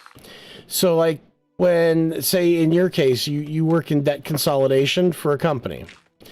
So, say you had a customer that didn't pay their bill, and obviously that's going to impact their credit report. You know? Now, I don't know how credit like that works outside of the US. Like, I know how our credit company works. I don't know how... Uh-oh. I fell down and went boom. Oh. That's okay. That's the downside of your dirt scaffold. You can't climb up again. You have to rebuild it. Then the scaffold's supreme. Really? No. No! No! I only have to knock one block out of yours.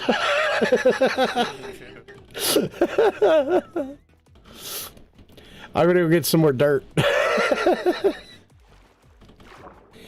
So yeah, like in the US, what they do is you have your credit profiles. We have 3 that we use: TransUnion, Experian, and Equifax. And what happens is if somebody doesn't pay their bill, it gets reported to the credit companies. And then I just happen to think that you probably can't hear me from over here. So let me get this dirt quick and get back over there.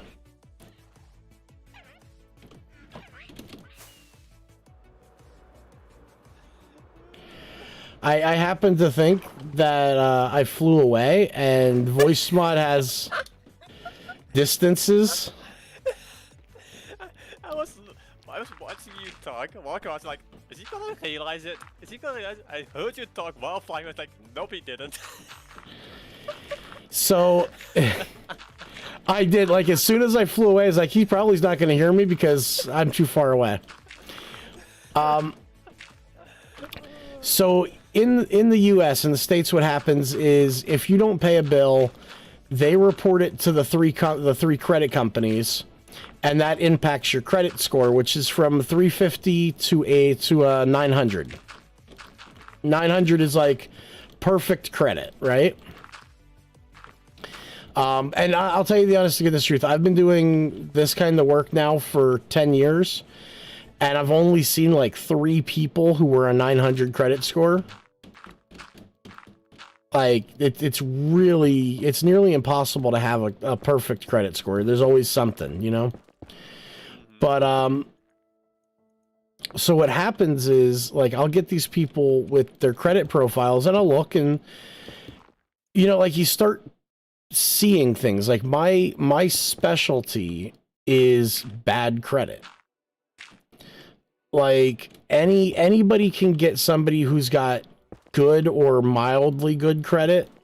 Anybody can get them a car loan, it's not hard. This guy's a 900. The customer has done all the work for you. You know what I mean? You just got to go and be like, this guy wants this car, give him money. Where it gets tricky, though, is when you have somebody that's like bad credit. Like, they have a history of not paying their bills. And that's where I specialize in, because I can go in and I can typically look at a bureau and I can start finding the story, Like, okay, 3 years ago, they started having a really hard time. They couldn't pay bills. They were missing car payments. They were missing this, that, the other thing. What happened 3 years ago? And then you start looking like, okay, well, 3 years ago, they had a divorce, And that's like where I excel, is to be able to find things that other people don't see. Yeah, kind of analyze the kind of pattern as in what could explain a bad credit score or anything like that. Right. Now, don't get me wrong. Some of that is also just having a little bit of fun with it. Not against the customer. I mean, with the credit companies. Like, I'll give you a prime example. A couple years ago, I had a customer, and privacy laws, I can't give names, so Oh, yes, sure. But I had a customer came in, really nice person. Their credit score was destroyed, like just destroyed. And I went in and I looked and I started asking what happened. I talked to the customer a little bit and I said, hey, what happened? What changed back in XYZ? Why did you stop paying bills? And the customer's like, well, my mom had cancer and I was taking care of her, and I really wasn't taking care of myself. Okay. Yeah, that's the kind of story I need, Now, is it going to change whether I can get the person a loan? Yeah, to a degree. So what ended up happening was I called the bank, and this is where I meant by I have some fun with it. I call the bank and I say, listen, here's the deal. This customer needs a car. Their credit score took a hit a couple years ago because they were taking care of their ma. She had cancer. She's in remission now, and they're trying to fix their credit score. We need the car. So in that case, the bank was like, well, what proof is there that he's going to pay his bills going forward? I was like, well, his mom doesn't have cancer anymore. Like, what do you want me to say? Now, I had another customer, and this guy just did not pay anything. You, in your line of work, would hate this person. Oh, exactly. And I think that's also like, of course, the one big difference between both of our jobs is you negotiate more between the bank and customer for the loans part. For us, that's our stuff is all done, so we don't have to worry about that. For us, right. It's just the only thing we could essentially do for a customer is give them extra time to pay their bills. That's it. Right. Nothing much about that. And so, yeah, the types that we mainly have are those types you described. The ones that don't pay their bills, and there are a good portion that have like good reasons as to why. Like, of course, I said like a machine broke down, so they don't have the money at the moment, or something else happened. Well, yeah, as you mentioned as well, a family member maybe have passed away, so they at the moment are more focused on that than paying the bill. Okay, understandable. But yeah, there are also those that just are neglecting paying the bills. Yeah, the frequent flyers, the ones who are like, well, I can't pay my bills. Why not? Well, I don't have the money. But then you're like, but you just took a vacation and you run a cruise. I'm looking at your social media, buddy. You know. Yeah, we have those as well. One thing we have over here is a system where in a family where both parents work a certain amount of hours a week, on certain days, like just normal working hours, there's a certain government benefit they can get for daycare, you know? So the government then pays a certain portion of the bill because you're both working parents, so you need daycare in order to be able to work. And yeah, we've had stories of people that just spend that money on something else and then ask us to give them extra time to get the money to pay the bills. Well, like, the benefit you get, you spend it on something else that's not meant for that purpose. So yeah, especially if you work in that line of, you hear every possible story. As well as every possible excuse, every possible story, you heard them all. Yeah.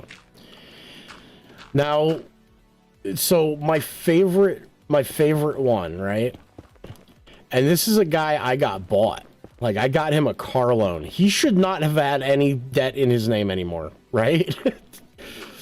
So, this guy comes in, and we were running a promotion, and I don't like these promotions. They feel bad to me.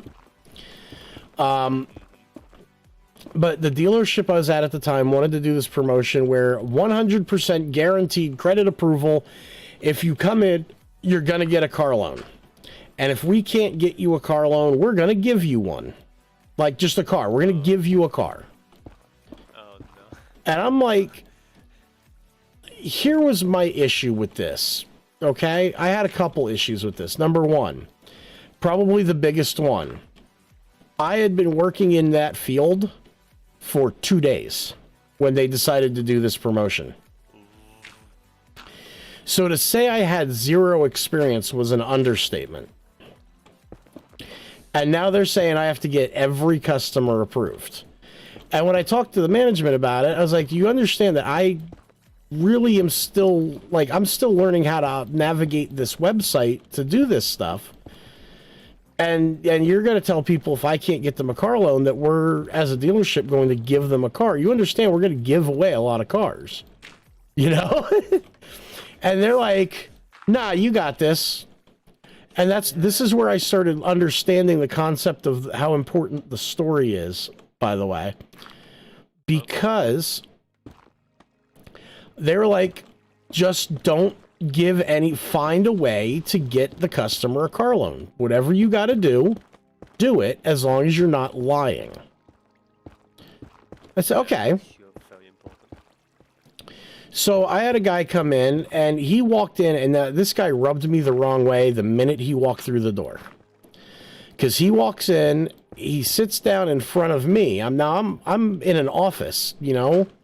He walked past our salespeople, came into my office, sat down, and gives me a stock number to one of the cars on the lot, and said, "This is the car I want to take home today for free." And I said, "Well, what do you mean for free?" He's like, "Listen, I've worked in car sales before." He's like, "And I've sat in your desk, and I know for a fact you can't get me bought." Yeah, that's what I was about to say. Like, those type of advertising deals, they're gonna draw that type of people. Well, literally do what they can to take advantage out of it. So here's what ended up happening. And I submit the information to the bank. Now, I was told my only job is to figure out how to get these people a car loan. Whatever I got to do, as long as I don't lie. So I look into the credit profile, and I start looking at stuff. And this dude has not paid a single person anything in his life. Like, the lowest credit score you can get in the United States is a 350. After a 350, it goes to a 0. And to get to a 350, you have to, like, as hard as you have to work at being a good credit customer, you have to work just as hard to be that bad of a credit customer. Okay? So I look at his credit profile, and this guy is bad. I mean bad. And I'm looking at everything, and I'm like, okay. So I submit the deal to the bank. And I have this one bank, Santander Consumer. Okay, this isn't working. They're called Santander Consumer Financial, or Santander. And they deal specifically, they specifically deal in bad credit customers, and they typically don't turn anybody down. Like, they're one of those banks where they're like, yeah, sure, we'll give him a loan. Because we're going to charge a really high interest rate, and when he defaults on his loan, we're going to get the car, and we're going to sell it for more than he owes, and we'll be good. So I submit this guy over to Santander. And Santander's like, we're not giving him a car loan. Now, they had any faith in it. Now I'm freaking out a little bit because I really don't want to give this guy a car. Right? Exactly. Because, like I said, for starters, he came in and he rubbed me the wrong way from the get-go. Just the way he came in, he was so cocky and snarky about it. Like, he was almost like he was proud of his credit. Oh, well, he's proud of it because he can take advantage of it. Well, he didn't. So I called the bank. And I said, listen, if I got this guy to put $10,000 down, would you give him a car loan? And the rep on the other line, like, starts doing the math and everything, and they're like, you know, with $10,000 down, I mean, we would consider it. I was like, listen, you're getting $10,000 cash down. He's going to finance, I think it was like 25% of the vehicle value. And over 36 months, so short-term financing on top of it. So we're gonna be financing a very small amount. We're gonna be financing it for short term. And if you have to repo the car, God bless, because you know you're gonna get your money back on it. So the bank rep looks at me and I'm talking to, and he goes, "Listen, I'm gonna be 100% honest. I don't understand how you're gonna get $10,000 out of this guy. I'll approve it this way." He's like, "You get 10 G's down, and I'll give this guy the car loan." I said, "Okay." He's like, "But I got to know, where are you getting the $10,000 from?" I said, "Bruh, have you looked at his credit report?" He's like, "Yeah, it's horrible." I said, "Exactly. He's got $10,000. He's like, "Where?" I said, "I don't know, but he certainly doesn't spend his money on his bill, so it's got to be somewhere." Good point. So I walked into my office, like happy as crap, because now I've got this guy a car loan, right? So I walk in, I am so ecstatic. I got this guy a car loan, and I'm going to shove it in his face because he was just a jerk to start with. So now he's going to get to feel the pain, you know, like feel this a little bit. And I walk in, I'm like, "Great news." He's like, "Oh, great news." Yeah. He's like, "So you're going to give me my car now?" I said, "Nope, you're going to get your car." He's like, "Well, what do you mean?" I said, "I got you a bank approval." He's like, he got scared. He's like, "Bull." I said, "Nope." God. I said, "And the great news, sir, is I'm going to be able to help you reestablish your credit so that next time you want to buy a car, you don't have to go through all this heartache and hassle." And now he's really freaking out, right? Because he made the mistake of saying that he was willing to do whatever it took to get a car loan, but no one would work with him, so he was just going to have to settle for what we were going to, you know? So I said, "Listen, if I told you right now, 100% guaranteed that you could buy a car today through a bank and reestablish your credit score and have good credit in a few years, you would do it." And he's like, "Yeah." He's like, "But you can't. And it is what it is." I said, "It's not what it is." I said, "I got you a bank loan." I said, "It's on this car." It's the one he had picked out. I said, and to do it, all you need to do is put $10,000 down. He's like, well, that's not a bank loan. I said, it is. Sir, I got you approved. You have an interest rate. He was so pissed. Like, understandable. Oh, he was so upset with me for that. Oh, for sure. Like, he came in with the intention, Of knowing how yeah. the intention, like, I want a free car. Simple. Yep. He came in thinking, I'm going to get a free car because my credit's hateful and no one's going to do a loan with me. Exactly. And he had actually, I found out later on, he had actually previously worked for the company I was working for. So he already knew from people that he had worked with in the past that I was new. Oh, like that. He even attempted to like take advantage of the new guy. Right. Figuring that I hadn't figured out yet that I could call my banks. So I'm talking to the banks, and I started doing that after that. Like after he left, he did. You missed that 2 spots. Yeah, I couldn't get to it. I couldn't get dirt down to it. I gotta. There's one L and there's one. I'm gonna take this out and then pillar up over there. So after learning that, what I started doing is every time I had any customer, good credit, bad credit, whatever the case is, I would start calling the bank and saying, hey, what can we do? Blah, blah, blah, blah, blah, blah, blah, blah, blah, blah. You know what I mean? Just, I give them the story. And I started getting people bought left and right that shouldn't have car loans. Impressively, it has yet to bite me in the rear end. Well, I mean, essentially, practically, you're doing your job, so I don't think it will bite you hard back, but it's more like for those people that should not have those car loans, it's gonna bite them in the back. Oh, I mean, it depends, because I'm smart about it. Like, I don't... So I got a customer that comes into my office, and I look at a couple of things. I can't tell you how many times I have somebody come in, and they're like, well, I want this... And I'll just use a random car. They're like, I want a Chevy Suburban and I want a brand new one. And a Suburban, brand new, you're like 60 grand to start, right? And for some reason, everybody comes in the same way. They're like, I want this Chevy Suburban. I want the LTZ loaded up with all the extras, all the gear. And I want to be at $350 a month. And so step one of my job is... You know, okay, we're going to talk about this. We're going to take $60,000 and we're going to divide that by 72, which is typically the longest term a bank's going to let you do. All right, now what number did you get?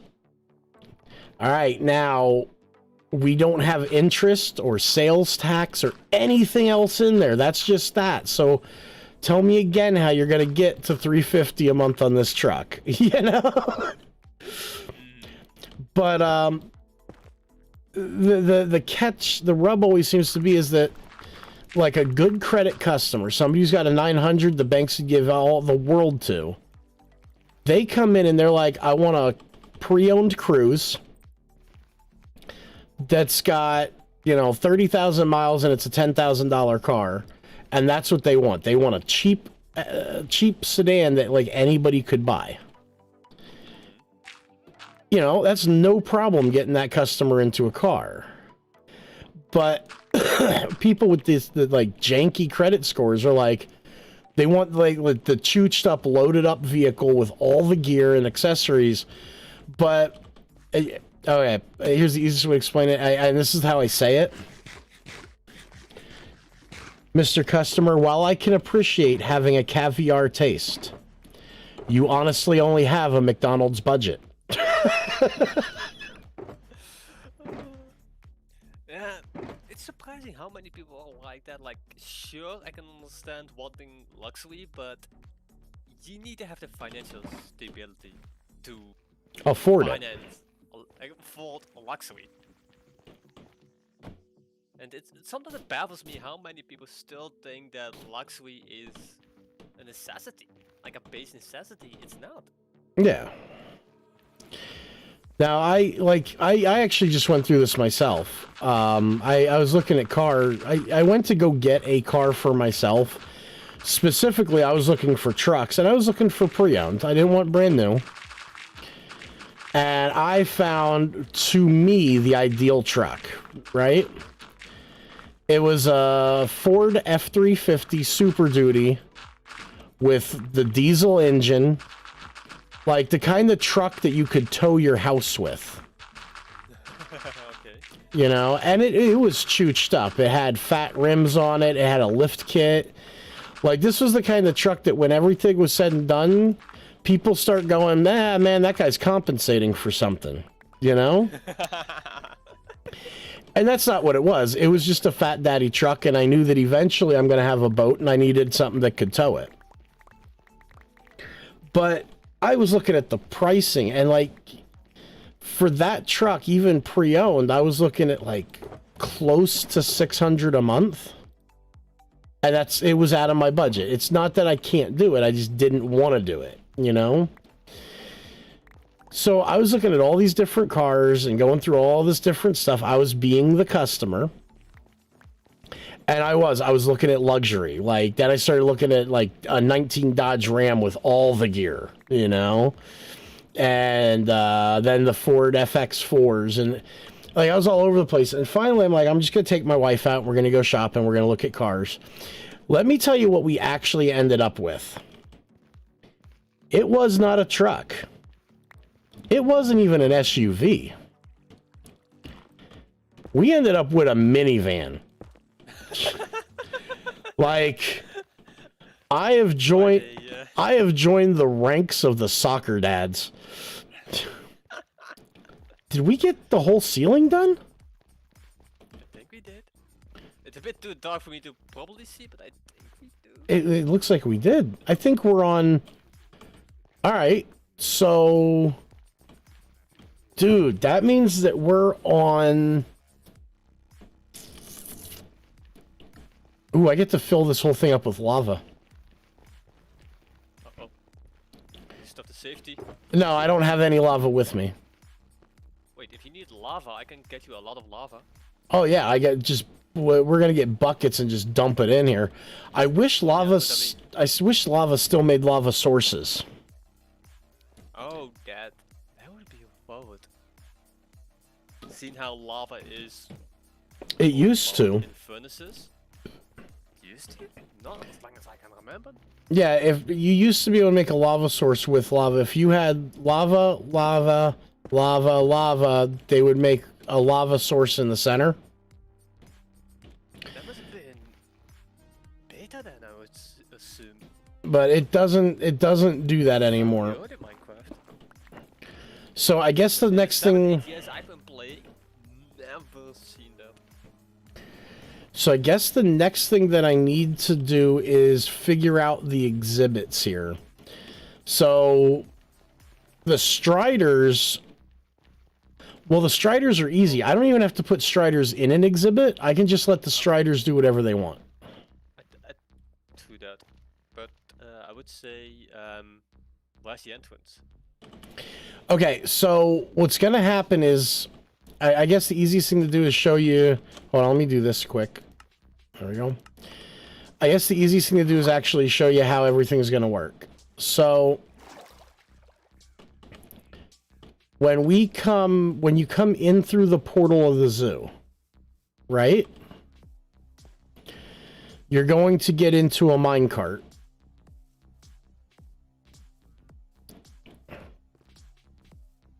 This is actually a good review for everybody too as to what's going on, because my stream ends in about 3 minutes.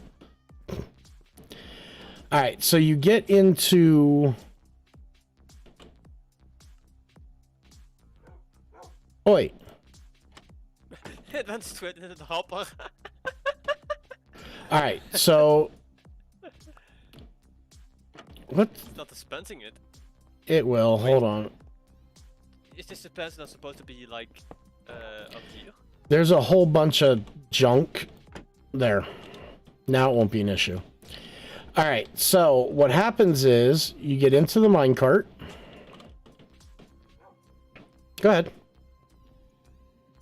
And then you start going. This is supposed to be powered. There's a lot of stuff not right. It's powered when I press the button. Ah, okay. Bye. But yeah, the moment I pass it, it's no longer powered. So that's not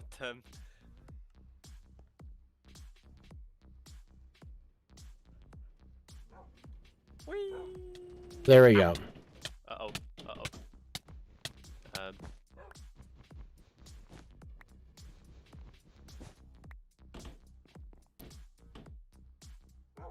All right, so that should take you all the way to the... There we go. That should take you out to the next area. Yes. Ooh, is that a gift shop? Oh, look at those plushies. All right, so this brings us to the gift shop. Now, all of the minecarts we just rode come up here. And you'll be able to get in them the same way. So now you're in the gift shop. And this is where you'll be able to also buy the zoo key. And the zoo key is an important thing. I'm going to have to update these maps soon, too. Oh, yes. Now, from the gift shop, you have a couple of options. You can come out the door, and you can get a rent-a-horse or a rent-a-pig. You can do the walking tour. We don't have them here yet. So you can rent a horse, rent a pig, do the walking tour, or you can do the... Uh-oh. It's just us. Or you can do the minecart variant. So the minecarts, I'm going to have it come down here first into the aquarium area. Yes, makes sense. Then you get back on the minecart. And originally we were at a loss for what we were going to do with it. I lost you. Originally, what we were going to do was bring it up like to over here. But I think what we're actually going to do is we're going to run the minecart from the aquarium straight underground. Like under the water, because you can waterlog minecarts now. So bring it all the way over to...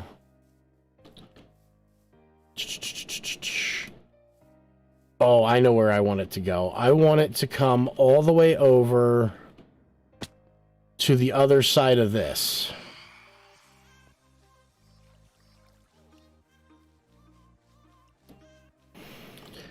So the minecart will dump people off like here-ish, right?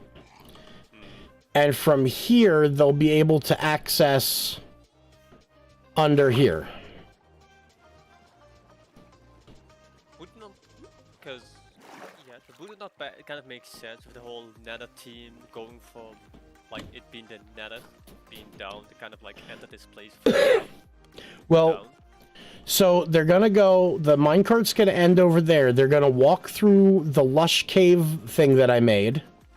Yes. And then from there, there'll be an entrance to come down here. And I got the perfect spot for it. Oh, I love this. This is beta planning 101. So they'll come out of the lush cave right there. Right? So then they're going to come out and they're going to come this way. Yep. So they'll come this way.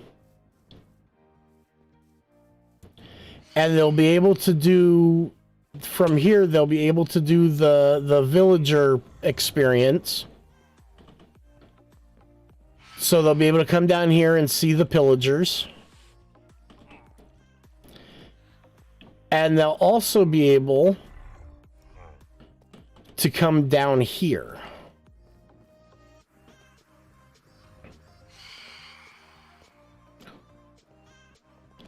So they'll be able to see, like, the Ravager and everything, right? Now, from here, what I can do...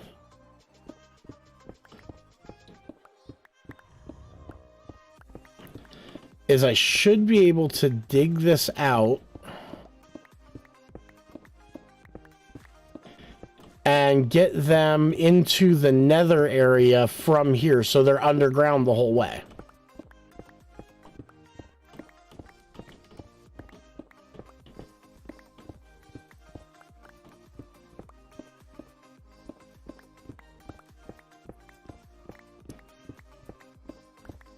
And if this could lead to the Nether part, you can kind of like have the tunnel switch from being regular stone or something to kind of like getting the netherite. Nether. That's exactly what I'm thinking.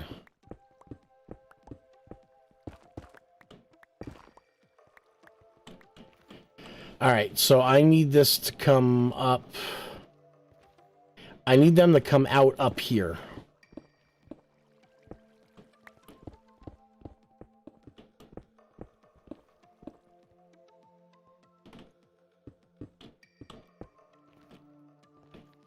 Yeah, I need them to come out this way. Because this will all be lava. So...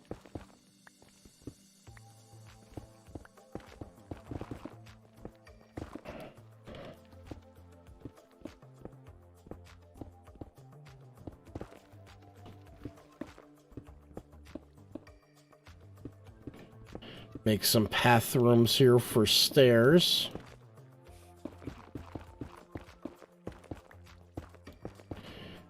And switch all this to netherrack.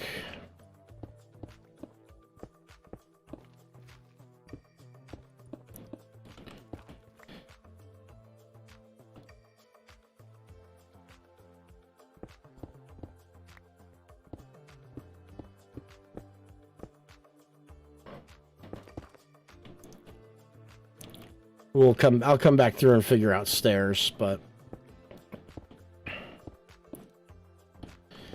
So yeah, so we'd have a tunnel here that they can walk into, and that'll bring them through into the Nether, quote unquote.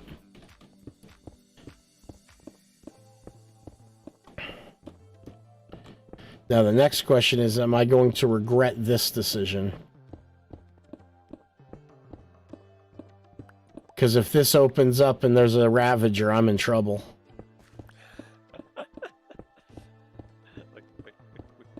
Wait, this moments before disaster.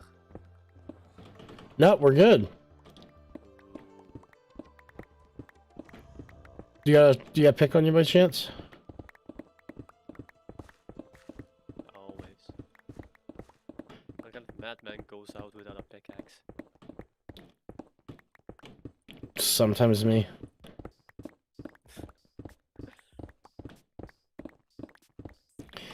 Alright, so this would bring us to... Let's get rid of these for a minute. So this would bring us up into the Nether area. And, like, this here will be lava. Right? And I'm gonna put, like, say, maybe right here. I'll put, like...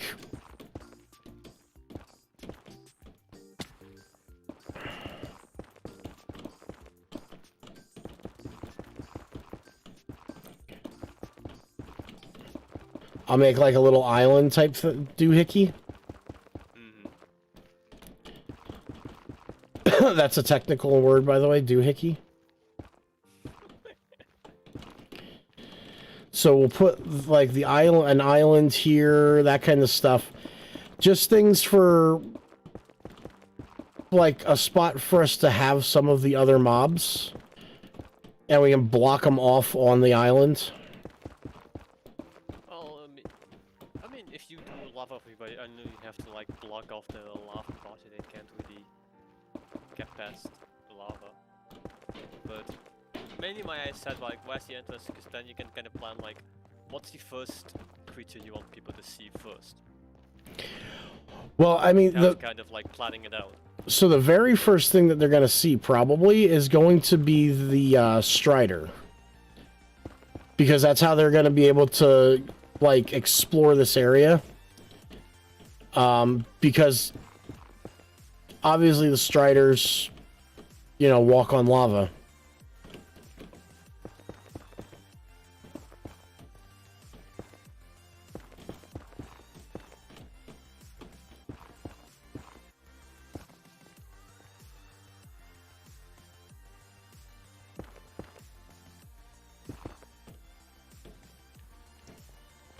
I like that. So they would come in here.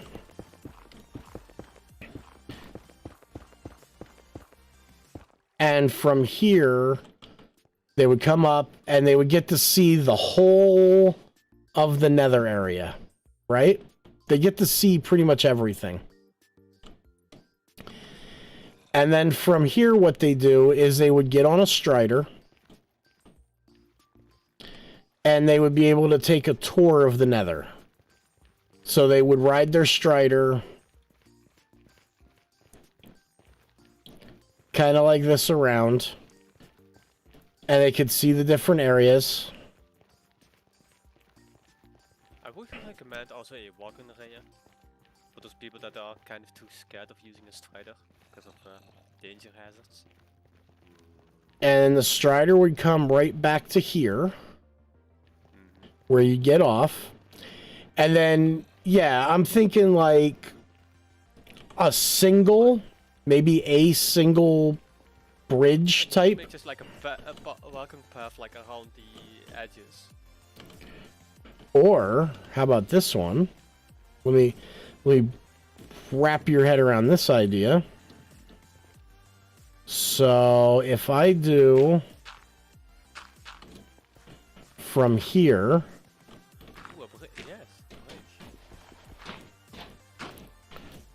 And this is also doubling for how to get out, right?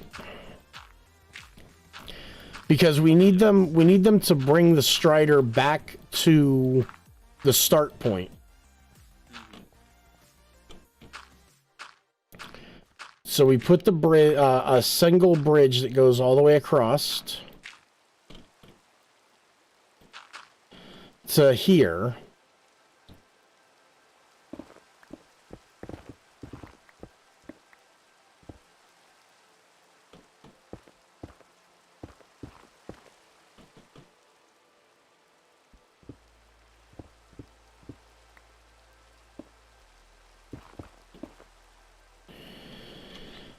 And then I think what I do here,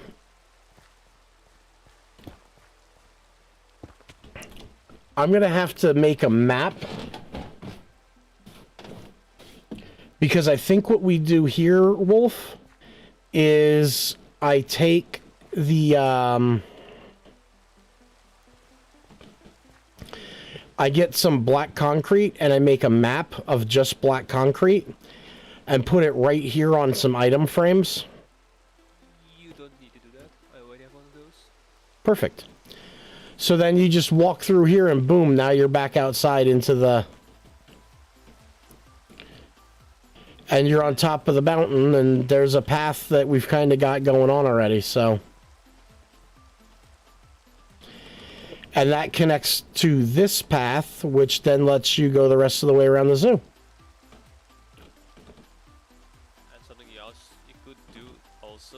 Because there's like underneath here, it's like a small part you don't really see from the page. You could make some glass up here. You could also like wipe past and just kind of look down on the glass to some of the mobs down here. Maybe. I'll talk to White Top and Doodle about that part. So this needs to not be that. And we can put that there. Take that, and that out. Like so. Yeah. Because then I can put the black map here, and that'll make this disappear. Oi! Oi.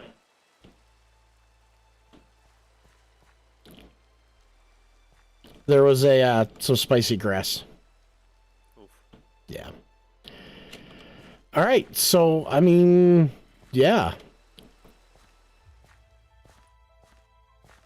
Sounds like a plan. This place just keeps looking better and better every time I work on. Every time. I feel like this should be the pigmen, zombie pigmen hill. So zombie pigmen can say hello to everyone who passes by. Right? Hello. I gotta figure out where to put. So we got zombie pigmen. I want to bring in a couple of the zombified piglins. The giant. No, not the hoglins. Well, wait. Are the hoglins the big pigs? Yes. Yeah, them. The hoglings are the big ones. The piglings are the humanoid ones. Okay. Yeah, then the hoglins. I gotta Zoglings. I gotta get a place to bring in some of the zombified variants of those. And I need a place for magma cubes. Those are gonna be a pain. What? Those magma cubes. Why? These magma cubes are a pain. No, they're not. We have some. Yes, and the moment they touch you, they hurt. And also, make sure you don't wear tones, because you don't have a big one. You have one less big one because of that. Well, what I'm thinking I'm going to do is for a lot of these, I'm probably going to build like... I'm going to build out like their area, and then we're going to put a glass border around it like we've done other spots of the zoo, just to keep them in the areas. That way they're not wandering around. Like, I don't think I'd be upset with the striders wandering around in here because it'd be lava, but...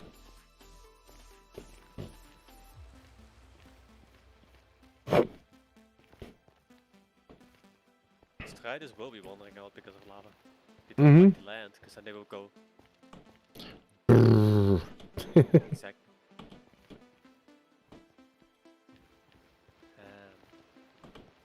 But since you only have like the striders, zombie piglin, zoglings, and slime cubes, as you said, one gonna go over here, one can go on this hillside, and one can go in the back.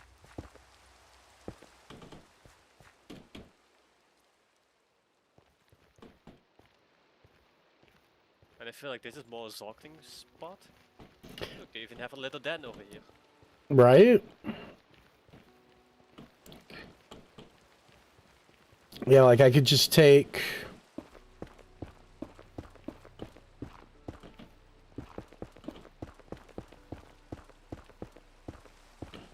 like this area here. And if you do the glass roof, it makes kind of sense to take the glass roof with the zoglings.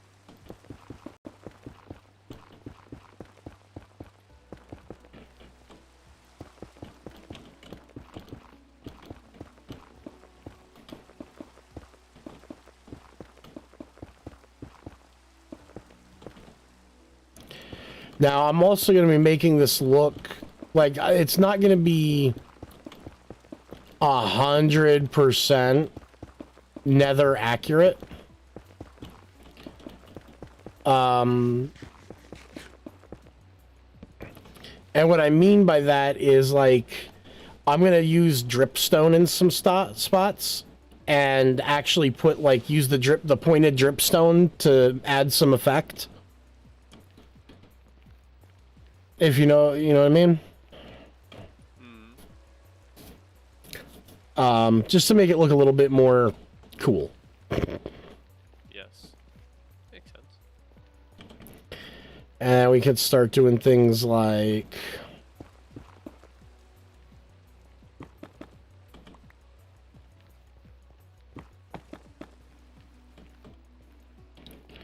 start placing these like haphazardly.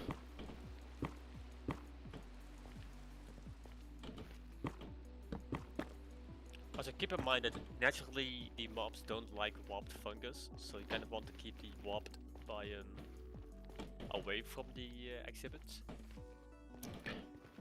Do none of the mobs like warped? No mobs spawn in warped biomes. I know these hoglings, they actually avoid it. Oh, and we have this little area up here too.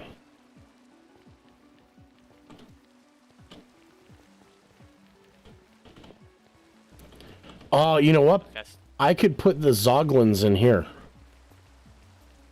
And then just block this whole thing up with glass. That could work. Or a little sitting area. For beverages. Or that's where I put the magma cube. Oh yeah. I think that would yeah, that could actually work.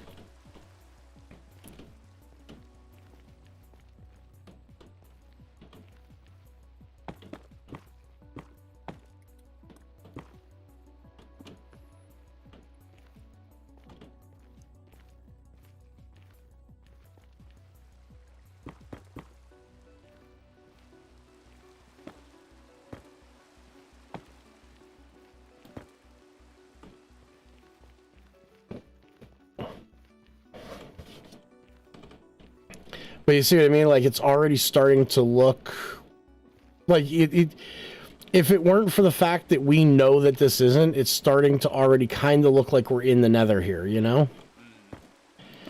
And that was Oh, yes, for sure. that was kind of the idea of being able to like change perception completely. There's other mobs that are Nether mobs that I can't bring over. Like, I can't bring over piglins because they'll turn into zombified piglins. Which sucks. I mean, you can have a Nether section if you plan to do that. Well, we actually have plans of doing that. We're gonna have a small section that's Nether. I have, for that purpose, I have pickling brutes ready. Come again? Wait, pickling brutes. I got 2 pickling brutes in a boat waiting. Do the rest of coordinates for those 2. Right, but as soon as you bring them over, they turn into zombified piglins. True. So that for the Nether section. I Right. don't know. One more you can bring here is wither skeletons. Ugh. Yeah. Skeletons will maybe an issue, but I mean, if you make a Source Sand Valley section, you have the skeletons. And for the Nether skeletons, you kind of want the Nether brick section. That's gonna be dangerous. Oh, for sure, yes. But then again, I mean, we did move Ravagers, so. Exactly. So it's doable. And now it's just throw a potion of weakness at them.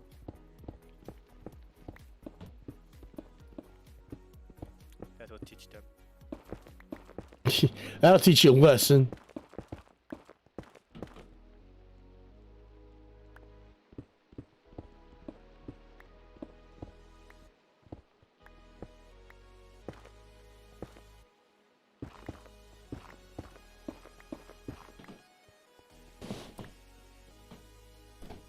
So what I want to do here is kind of phase this in.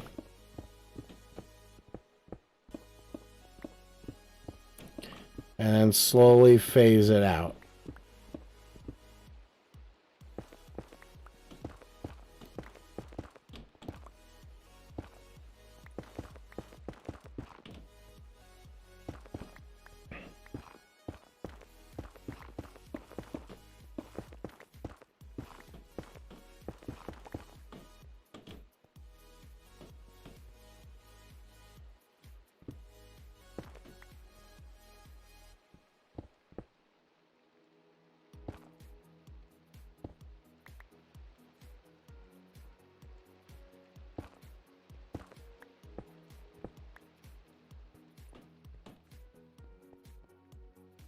Nice.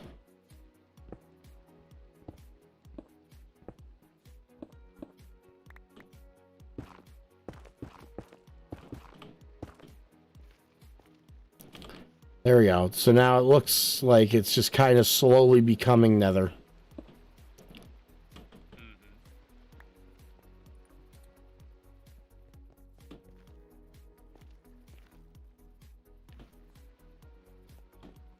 And now to put another random debris somewhere. See if we can spot it. You think anyone will be crazy enough to go try to mine it? You should put it somewhere up there, like far out of reach. Right? It's just like, oh, just out of reach. Like you can barely touch it. But you can. So you probably have people like can't reach it. Like someone on the middle where they have to actually sit on the striders. Oh, jeez. That is pure evil, and I approve.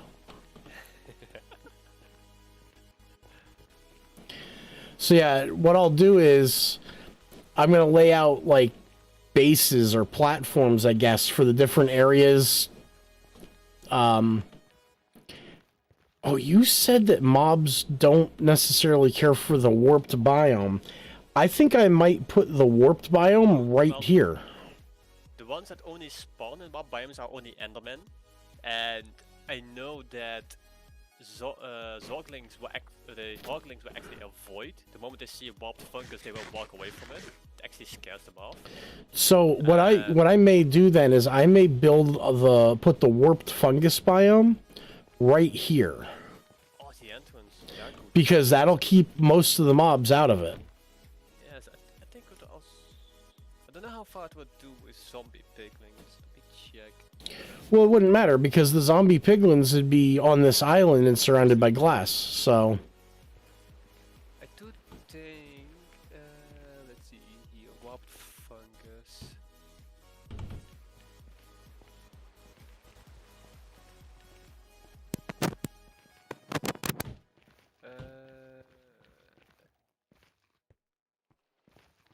Okay, it seems that only hoglings will avoid. And that's fine, you know, it's just... While warped fungus is the one thing that the striders love. Like, you have a fungus on a fishing rod is a warped fungus. Yeah, I was gonna say, I think that's how you move them. So it actually makes a lot of sense to make this the warped fungus part. And since hoglings normally spawn in the crimson forest, making the zorkling part a crimson forest makes a lot of sense.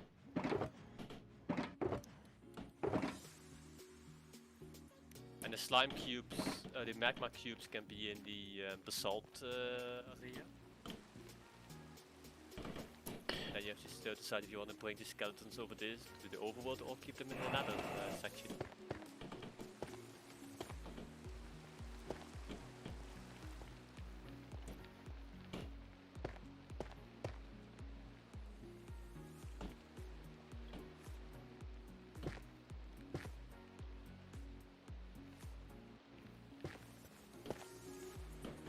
This will load properly with lava. You see what I mean? Like, I put a couple of these here and there.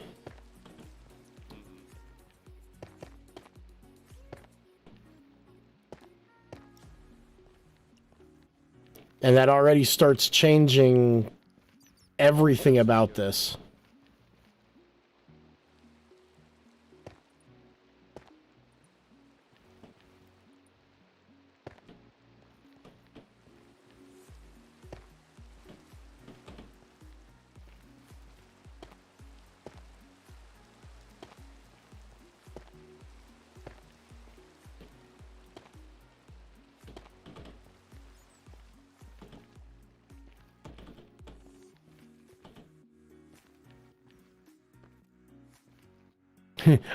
I should build one really big one going all the way up to the roof.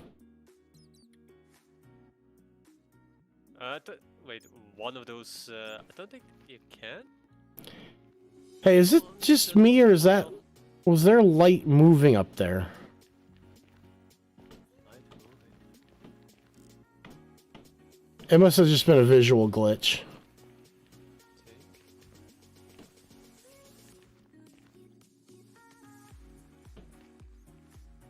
It's all good. It's probably just a visual glitch on my side.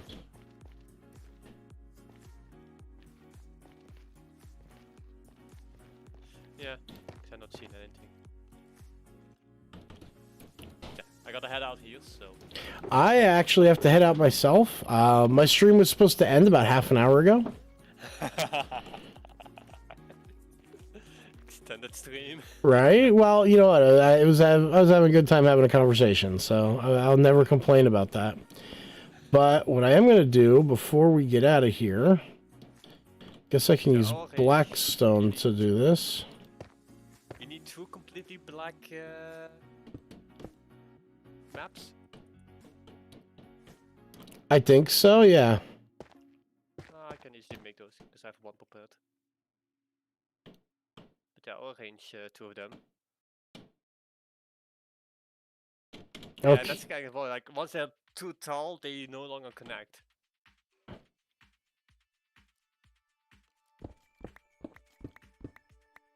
That's okay. Because that looks pretty bad. That looks pretty bad. I like it. Alright, well, everybody joining me on stream. Oh, by the way, I emptied out the stuff I needed out of your shulker boxes so you can take them back. Sorry about that.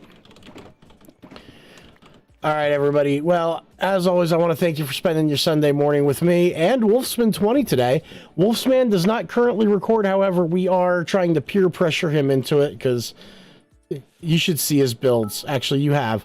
Hey, thank you for the follow, Super TDM. So, as always, I want to thank you. Have a great day. Have a blessed week.